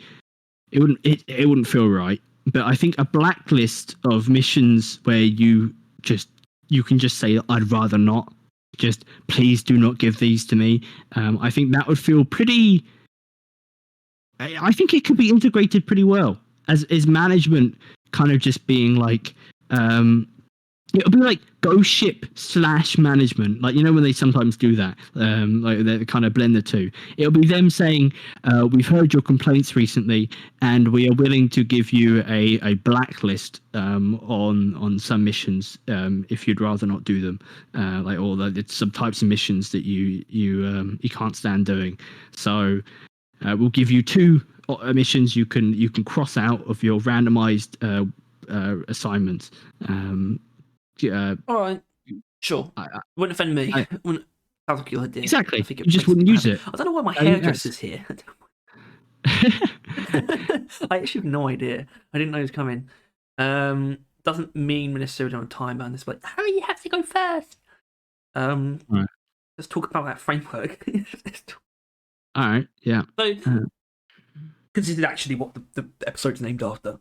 I mean, I did have the year in review thing on the thumbnail at least, but yeah, this is it. So some things have happened recently in terms of like basically actual leaks. Some of you might have seen this. I did report on one of them, which was that someone found a leaked framework. Immediately, problems. But you said yes. In all fairness, yeah, I said I do want it cut. Well, you could have just said no, and then there wouldn't be a problem. Yeah, but then I wouldn't end up getting my hair cut. But you got your haircut like done yesterday or something, like yesterday. Your haircut does not. It's not. You weirdo. You weird man. First of all, the haircut comes to your house. Second of all, it comes like every fucking other day. Only one of those things is true. Both are weird. Yeah, every other day would be weird. You're right. That's not the case. Anyway, so I'm going to speak on this in terms of, because obviously for some reason you don't really want to talk about the decorations. Oh my fucking god. this will be the last thing we speak of. Okay. It's not that I didn't want to talk about the decorations. It's just that I didn't want to do a news video on it because that felt too much to me. And I didn't. Like, I could have done yesterday, and I didn't. So yeah, daily you get it too. Yeah. But I want to talk about what about it has basically been confirmed. Where it's like, because on the stream today, someone asked about there'll be like something about upcoming DLC, and then Jacob was just like, might have already accidentally shown you that. Which means that this is actually a DLC, which is pretty cool, by the way. That means it's actually going to come with everything that you would want, even if it's just a normal framework DLC. That also means skins. Obviously, like it's like the Megacorp or Rival Tech, you get the weapon skin as well, which is a big part of it, and an armor skin, and all the other skins. I don't think there was any confirmation on whether or not it's like, because this will be for the anniversary, right? Yeah. Which is something we haven't actually had before. We don't know if that means it will be like supported part 2. Obviously, if it's not, that means it'd be cheaper, but it looks like it would be because the framework has Ghost Ship's logo on it, which is just like, that's just, you've got the helmet in the original supported DLC, and it would make a lot of sense as well. Yeah. We saw it. We've only seen the GK2 so far, and I've got a Thunderhead. I found there's some guy posted a Thunderhead. What? Yeah. I need to see that. I got it on the Thunderhead 2 hours ago. They are a level 131, like blue level, yet they haven't unlocked the Hurricane, and that kind of creeps me out. But they do have the new skin, and I will say that so far, the people that have got it have had pretty bad combinations of. Well, actually, in saying that, this guy has not fourth relic. He has the supporter golden framework. That actually works quite well. I think this has kind of shown me that I just kind of don't like it for some reason. Yeah, I don't know why you don't. This looks good to me. Because I tell you what's weird, when we saw the GK2 one, honestly, I did think, is that unfinished? And it might be because it's in the game so early, but first of all, I think conceptually the visuals are fantastic. It just looked a bit, something about it looked slightly off. It's not like from a design perspective I liked it, but I think there was something wrong, maybe technically. I might be wrong though. I might just been looking at it weirdly. It might be in the guy's settings. I don't know. I do think it's this is just different. A me issue.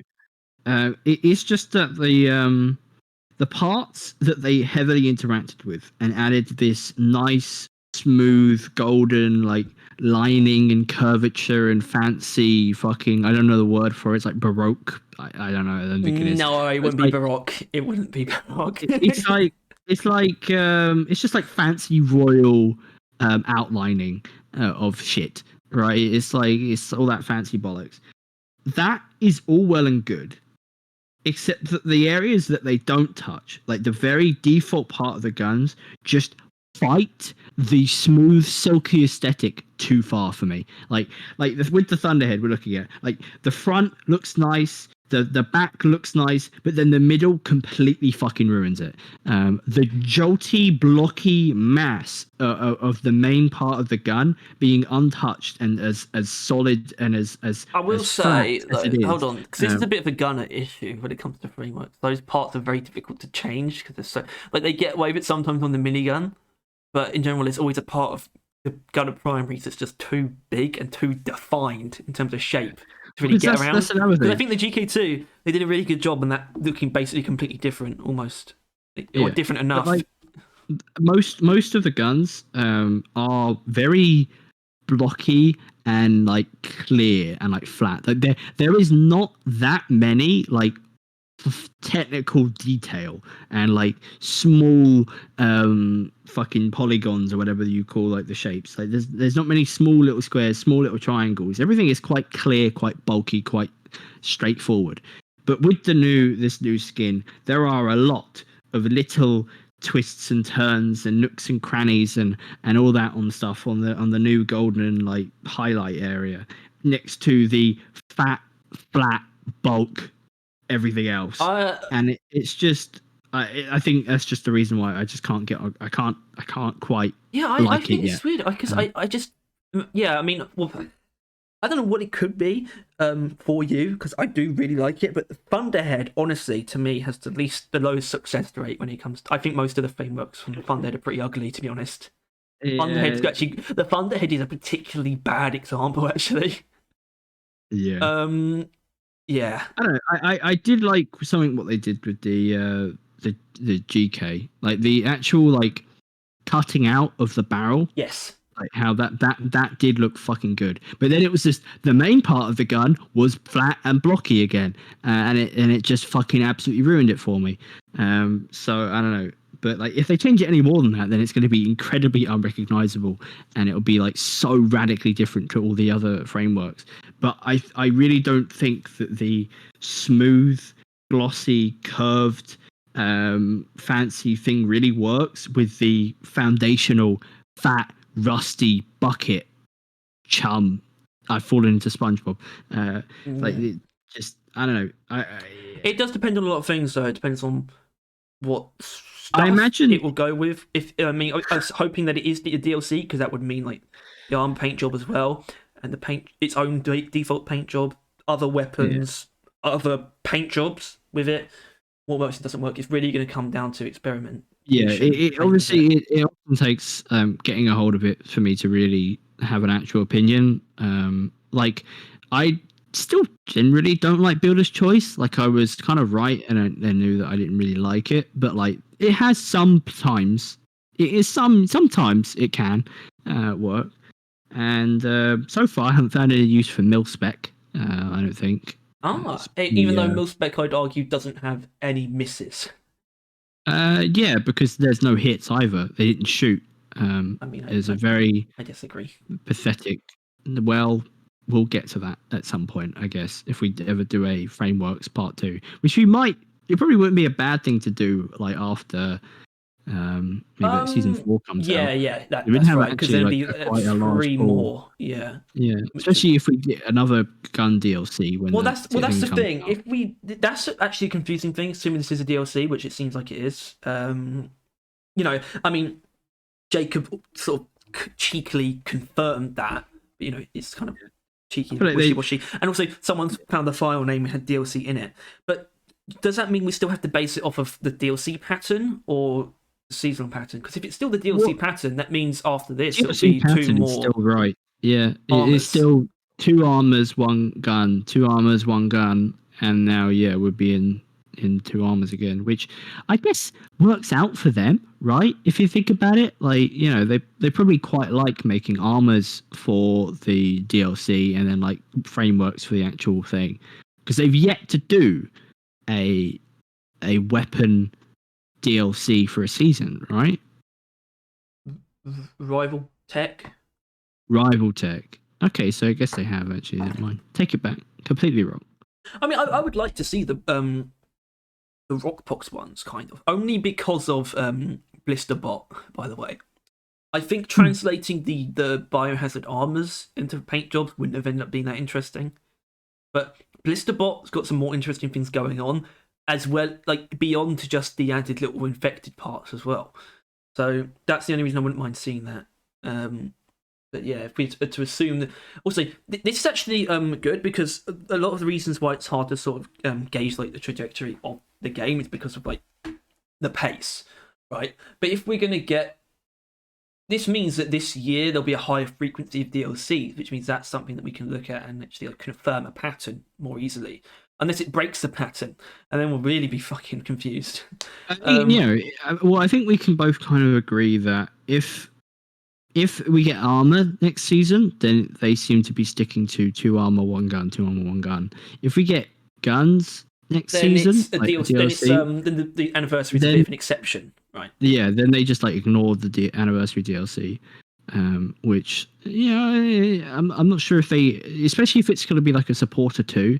I hope that means it includes a little bit more, because supporter is a bit of a weird one where it's actually you get a pickaxe next to your name. I wonder if they'll do something like that again. Well, that's one of the reasons why I actually think I would prefer it to be like very literally Supporter Part 2 instead of just like a spiritual one where it's named something else, but it's like Ghost Ship thing. It's like an anniversary DLC. Like the Skeleton Crew or something. Yeah, they could kind of cop out. Because Supporter's a bit weird where it's like it's paint jobs. It's just paint jobs plus a helmet that doesn't. It's just something else completely, and then like a badge and like a different mug. It's the most obviously for obvious reasons. It's the most obscure DLC because it's different price and it includes some different items. It'd be pretty cool if it was like another supporter and they change another mug, like they give Oily Oath. Oily Oath would be it, wouldn't it? Yeah, it's like the skull on it. I would go for that certainly. Just do leaf lovers. They should have leaf lovers. They should make leaf lovers the most tempting, the most scrumptious looking mug you've ever seen. Yeah, they make. I don't know, because I mean, if they put this like kind of gun style on a mug, that would look pretty cool. Yeah, like the kind of fancy golden. I mean, actually, no. Sorry, I shouldn't even suggest that. I was about to suggest it would be Glittered Customary again, then you can fucking choose what it looks like. But no. Too much choice. And if that is the case, then you should be able to choose. They should be able to choose the original style of Glittered Sour. That's what I meant. That would be part of it if they did that, which would be actually pretty cool. But we don't know if they're doing that, so everyone shut up. Yeah. For now, though, they've really gone quite hard in this event because obviously I didn't want to do a news video on it, but we can talk about it. But the decorations they've done so far look fucking hard. They've gone hard again on the decorations. And there's some things that I'd like to say. First of all, I don't know what it means, given that there's a lot of it done already. If that actually is something to note, for me it is because this isn't like next week. It's actually towards the end of next month. I don't even know what to make of that. I hope that's a good thing. But one of the reasons I like it actually is because it actually looks good. It just looks nice, but it's not going to stick either. It's one of those things that you'd almost can see people like wanting those decorations to stay around. Certain parts of it. Well, I don't know if you felt this, but I didn't really play much like recently. I only like played it like yesterday when we streamed, and it kind of felt weird walking into the rig without the Christmas decorations. Like it just felt kind of empty. like so much like decorations is put in during the holiday stuff, and it seems like they're going to keep it up. It just the rig feels really kind of hollow whenever there's not decorations in it, and that issue is only going to get worse the more effort they put into holiday events. Especially when considering how much like stuff they added to the rig in season 3, as part of it. Just bats and all that stuff. But yeah, with what we've seen from the anniversary stuff, it's like it might end up being even worse because it's. And this is going to sound weird, but I don't think I'm wrong. It's designed to look good more than any previous event has been. Yeah, I think it's because not because they weren't trying to make it look good in the past, but they were trying to make it festive. This is more of an original aesthetic. This is like they're going for like a grand posh hall, like I don't know the word for it. Just like I don't know. Like I'm betting you. That I'm betting that there's like a visual style called like royal punk, and that's what it's. It's something like that, yeah. Like we can coin that term. To be honest with you, Harry, this style, if there was gears involved, it would be steampunk. I know, right? That's the thing that annoys me. I feel like a steampunk thing would end up looking too much like this now. A dedicated steampunk thing. Yeah. But the Skeleton Crew, the Ghost Ship logo helps it a lot as well. I actually like that being in the game. I like the implication of like, the Skeleton Crew actually being something. I think it's all pretty cool, actually. Yeah. I don't know. I had absolutely no problem with when I think it's cool. Brigade. But I do think we have to first thing we have to talk about, this stuff that's coming out in February is already in the game, has been leaked pretty hard. There has been no leaks on the Chinese New Year. There has been nothing found on that. That's a good thing. I actually didn't think about that. I was going to bring it up, but I didn't think about it in that sense. It's just like, well, surely that would be. Where's that? So, not there, so far, either they're not there's not really enough to start adding already. They're going to add it all in like when they release it, or they're just not doing it this year. Which let's hope that God it's that one. But second of all, the thing we do have to acknowledge here, Harry, is how we were like let's hope they don't add as much content as they did Christmas again. Technically it's a DLC, but this anniversary event, they're going to be adding a whole new set of frameworks, or like a whole framework set.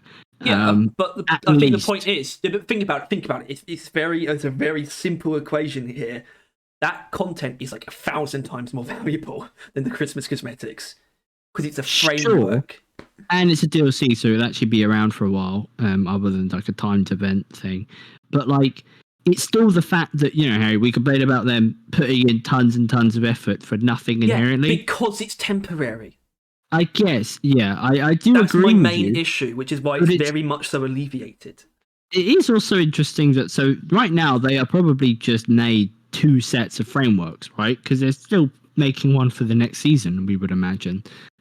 So they're really first of all, if we get another actual framework DLC when the season launches, that'll be 3 framework sets being worked on at the same time, which would be fucking wild. Or like worked on and like pumped out in the amount of time. But like, yeah, I you want to take a Resco ship, make that cosmetically smaller, put armor in there instead. Go ahead. Yeah, like I do agree that it's not as bad since it's in DLC form, but it is still a fact that they are working more on a holiday event than the season. Still, it's still what it looks like. Like they have yet to even. I mean, obviously, I actually watched the stream today. I mean, it probably won't the stream tomorrow, but like still. We've yet to hear any news on the next season, yet we already know that they've created and implemented features for February's event. Like they are like a month ahead of the event. Like they're already fucking ready for that. And it begs the question that if this is like they've already got frameworks done, they've already got the decorations done. It's obviously not perfect, right? So are they just getting it out the way now so then they can focus on the season? Or are they going to spend another month working on the event? No, unless it's no. I mean, I certainly hope not. Because I think I agree with a lot of what you're saying on principle, but it's like at the same time, a lot of my principles are a lot of the principles that led me to not favour sort of the Christmas event or Oktoberfest is because it's adding content that is. It's just the temporary thing. I'm not that hooked on seasons. I'm just hooked on them adding valuable content, and that can come at any time. Yeah. So, yeah. It really just boils down to that. And I think this would be valuable content because it's proper frameworks that look good and I do agree. It's not even yeah. You can't get over the event thing, can you? I do agree with you. I don't blame you. It comes down to the fact that they have already got decorations and frameworks planned for next month's anniversary thing, which is fair enough. Yeah, but it's always going to be before the next season. And at least it means that they've been doing something. Yeah, but that's my point. They have thought so far ahead and they're already completely prepared for the event, yet we have yet to hear any sign that they know what they're doing for the next season. Well, I hope they did this because they knew they weren't ready to start working on season 3 yet. So yeah, they're still not working on season 4, and at this point, we are going to be approaching like 3 months. Like, if they don't start working on the season until the anniversary event, that is like. So we don't do. What, I don't. Tyler, do we actually do we truly know that they haven't? They haven't. Well, we haven't got. First of all, we haven't got the roadmap yet. Right, which is normally what we would get pretty early on in them working on the season. Yes, but it does mean that it would mean they had started working on it, and obviously that still adds on to not having it yet is a bad sign. I agree. Second of all, as mentioned, like last week, Jacob on his stream, he very much established the fact that they have yet to start working on anything. They don't know what they're doing for the next season yet. That was like his words. Hello? They still haven't decided on anything. Throwing around ideas. Yeah, they're still like throwing around ideas. Like it's not like they're not doing anything. It's just that they haven't decided to do anything yet. So therefore, they're not really walking through a door. They're yet to pick the door yet. At least they hadn't last week, and we still haven't got the roadmap. And we so far it seems like they've only really been working on the anniversary event, and these are all facts. Everything I just said is facts. Whether or not it paints the same picture that I'm seeing is up to you. But like, it is just kind of like, I would like to know that they know what they're doing for the next season. Yeah, considering we are approaching 3 months into this new season. We are almost halfway through the normal time that it would take for the next one to come out, and they've yet to say they've even started working on something in a direction, right? So it comes to me to this point that, like, by their standards, they are late on telling us the plan. Yeah, telling us the plan, which and with the way they've talked about in stream, and that it would make sense that they haven't done anything yet, right? Like they spent most of November patching the season 3 bugs and working on Christmas, and then they had a break, right? So they didn't do anything in the last 2 months of that year. That's pretty obvious, right? Other than maybe talk about what they would want to do. But then going into the new year, they are clearly working on the anniversary event. Like that is clearly what they are doing. Well, Tony, we know that they finish content. They finish content a couple of weeks before it gets launched, and I think that probably applies to the events as well. And looking at this almost confirms that, which means they'll be done with the anniversary event a little bit in advance.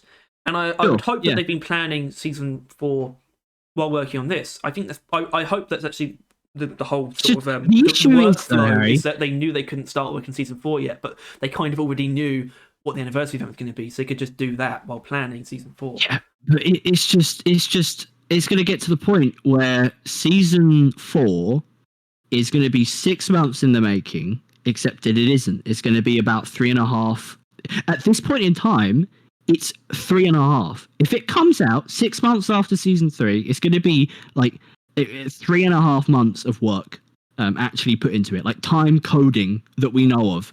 Assumedly, for what all the signs that they've given us, they have yet to actually start working on the update yet. They have been doing other things constantly, and like that. It does strike me as very odd. It's just like, because what else are we meant to think when you are comparatively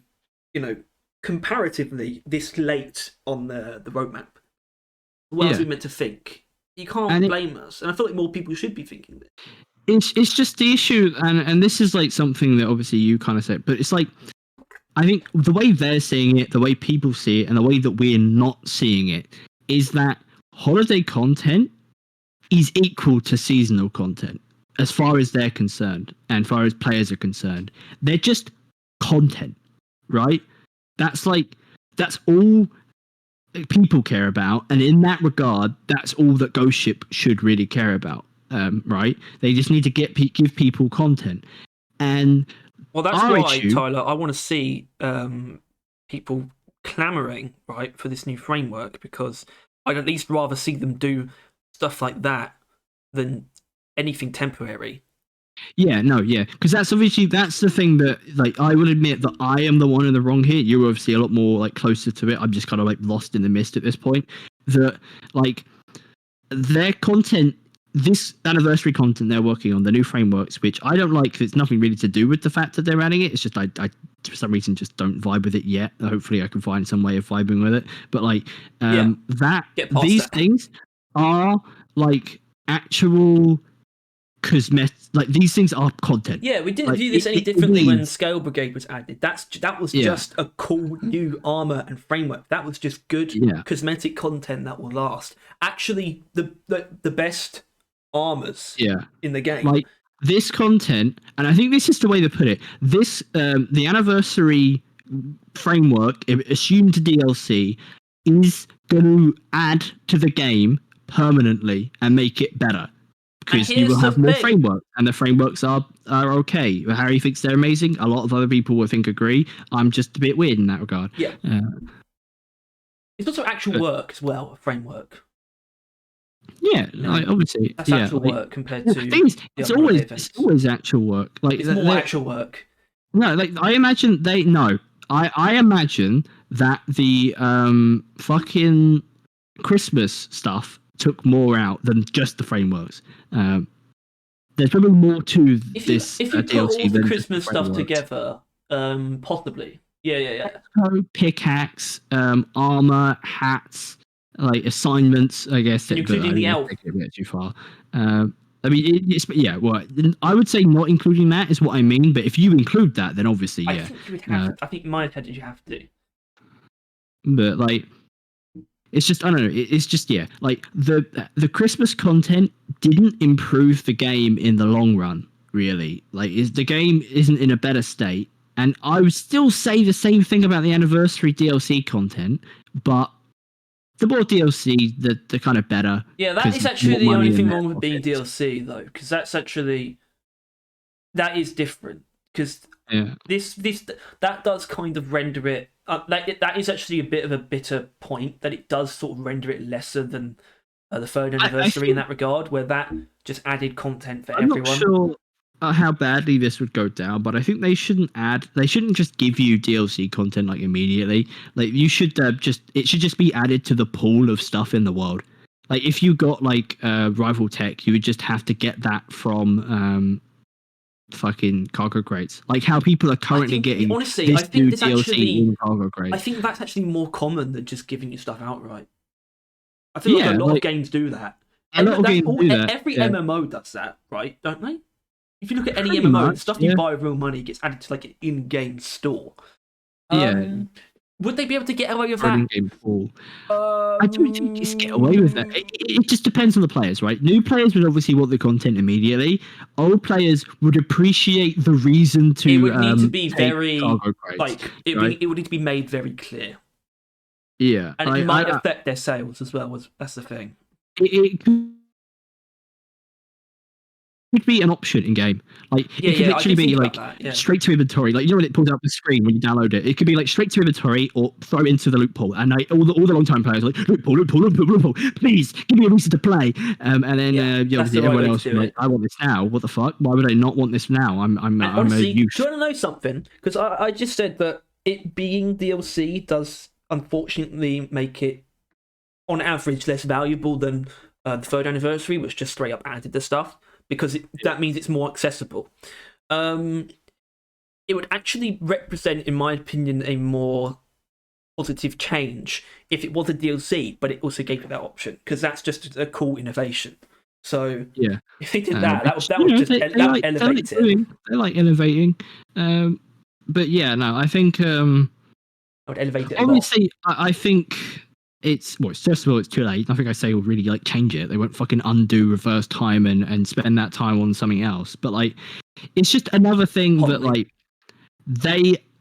we are like over like 2 months into season 3, and they have yet to start working on season 4 that we know of. And all signs say that they haven't started yet. We have yet to get any information on what is coming next, which is unusual. We normally get it within a month of the launch, or like at least 2 months. I know, like we would have had it by now under normal circumstances, but like if we can track what they have been doing, they have yet to work on season 4, and that means that season 4 will either be later because they need to spend more time on it, like this full 6 months on it, but they haven't done that, so they'll start from whenever they can. Or it will be 3+ months or 3 months or whenever they start worth of content that took 6 months. Well, see, the reason I'd like to see that, because then it actually gives us a better idea of what they're capable of. So that would be fine, and I think that they I would hope that they would know that they really. The thing is, they could afford it, but I don't think they would want to have it not be before halfway through the year. Yeah, you know. Well, look, I would like to mention that like this time between seasons is already going by like so much more pleasantly than season 2. Like that's why I keep kind of having to bring up the amount of time, because it does not feel like it's been 2 months since the season came out. No. Technically, because it hasn't for us. First of all, like it's not actually been 2 months for us, because it came out on like the 3rd for PC. Well, no, Tyler, that's the thing. It's it has been 2 months for us. It's been more than 2 months for everyone else. Yeah, it's like, yeah. It probably will be to this day, right? Yeah. No. No, it can't be. No, it'd be next Thursday is 2 months for us. Next Thursday is 2 months. Okay.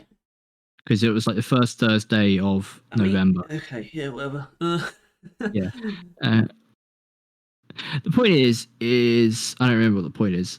That last point is that, as I predicted, even if it's another 6 months, even if it's longer than 6 months, it won't feel it.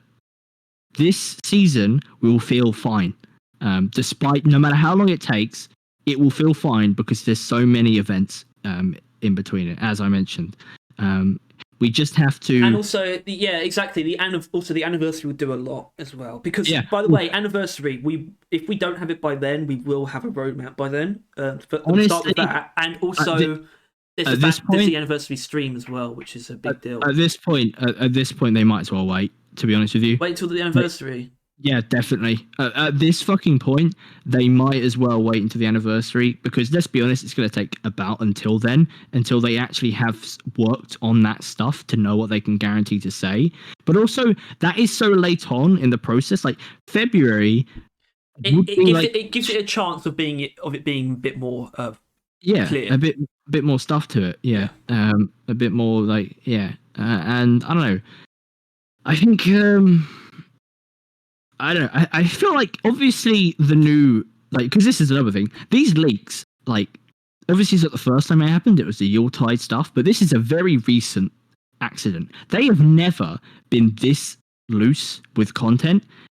Either that, or they have. It's just the new amount of players are finding it. It could be that, or just them streamlining implementation. Well, yeah. So either way, recently they have really been fumbling adding content secretly. Because I mean, it says something that obviously I think the actual decorations guy was clearly up to no good. Like he was looking for that content. Like he didn't just load up the game and that was what it was. Yeah, but it seems like people that are just playing the game are getting the new content and like the new anniversary stuff. So they clearly dropped the ball a little bit there. But you know, it was not a bad thing for them, right? Like I think this anniversary stuff being leaked, like I'm seeing a lot of Reddit posts about Industrial Sabotage, and it's not good. Yeah, of course it's not. It's like Industrial Sabotage spam is real. At this point, I don't think it's a coincidence. Oh, actually, I think someone commented that actually in on the stream, and then Jacob was just like, nah. When it comes to like people feeling like it's too common, it's like that's just confirmation bias, which is true. Yeah, it's as rare or as not rare as all the other missions. Yeah. It's just you notice it a lot more for multiple reasons. In that, first of all, you spend more time on it, right? It's one of the longer missions. Second of all, the shorter ones can be done in like the average mission time, which is like between 20 to 40 minutes. Yeah, but the issue is normally those missions you can kind of speed it up. Like you can do it quicker than that if you wish. And that's the problem with escort duty and Industrial Sabotage. It's forced amount of time. And oil refinery. Is that why you don't like that as much? Oil refinery, I like, but I have seen people that don't like it. And obviously it's like one of the most favorite game modes, but like there is merit to not liking oil refinery. It has some of the same flaws as the game modes that everyone fucking hates. The difference is it does those things well. That's different. It does those things kind of well in the, you know, a forced period of time at the end and like having a kind of slightly annoying connection task to do. Yeah, but it replaces like the pig that's dragging you down that is the Retta with. It replaces that with a fun mechanic. Yeah, well, yeah. Skateboarding is a fun mechanic. Like the roller coaster thing is a fun mechanic that everyone loves to like play around with, and it's fun. I think the actual oil refinery segment is the best, like, just kind of survive in this amount of time of the three. Well, I guess technically the caretaker's not survive in this amount of time, but like against otherwise it's like Doretta, which is like keep Doretta alive while the Omran's fucking screaming its ass off, right? Like I think the oil refinery is a preferable version of that. It's a little bit more stop and start, which I prefer to data deposits as well. But like cave generation is also pretty important. I think it has pretty rad cave generation, better than the other ones. Cave generation really isn't a thing in escort duty. Like, it's just like I think it rooms. just uses the I just see sometimes I see I've seen that in like mine expeditions before, like some of the big rooms, the really big rooms. Yeah. Like, it's been a while since I've done a mission with like a massive room. Actually, when I think about it, the only thing that escort duty really has is like I think it has some of the smallest rooms. Like it allows itself to have tiny rooms that are insignificant. And then fucking I don't know. That's basically it. And oil refinery doesn't have Molly, which I think is interesting, and it needs to be worth noted that inherently makes the mission feel different if Molly isn't there, which I think is something that I don't know the other two could have benefited from really, but at least fucking escort duty could have benefited from. Like you could just, why not? Anyway, that's all we've got time for today. Yeah, we're doing this. We're actually ending it. I think it's a good point. Honest, I'm at least it wasn't. Yeah, this could have been worse, actually. And I think the reason for that is it's good that we didn't start with the anniversary stuff. Actually, I feel like if we started with that stuff would have gone for longer and spun off into our usual drivel. But the yearly review thing was that was pretty good. So yeah, that's all we've got time for today, you lovely, lovely gentlemen. On Saturday, we're actually going to be doing a tier list. Oh yeah. Also, there was something else that we need to talk about, which was the Please Fix partnership, but that's not going to sustain another episode. But we can talk about that tomorrow on the stream. Pretty cool, by the way. Include voting on bug fixes to prioritize, but we're not going to talk about that now. There were some comments on it, but we'll get into them and probably on the stream as well. Anyway, might do some comments there. So, thank you very much for tuning in. Thank you for listening. If you enjoyed this, please make sure to hit that bell. Yeah. Boy. And subscribe to unlock the bell. I don't think you can bell unless you subscribe. No. Just hit the bell. No. Don't even bother subscribing. Don't say that. Is that actually a bad thing? Say don't subscribe. Yeah. If you enjoyed this, please make sure to do the thing. This was a good one. Thanks for listening. Yeah. Liz 10. Goodbye. Talk to who? Bye.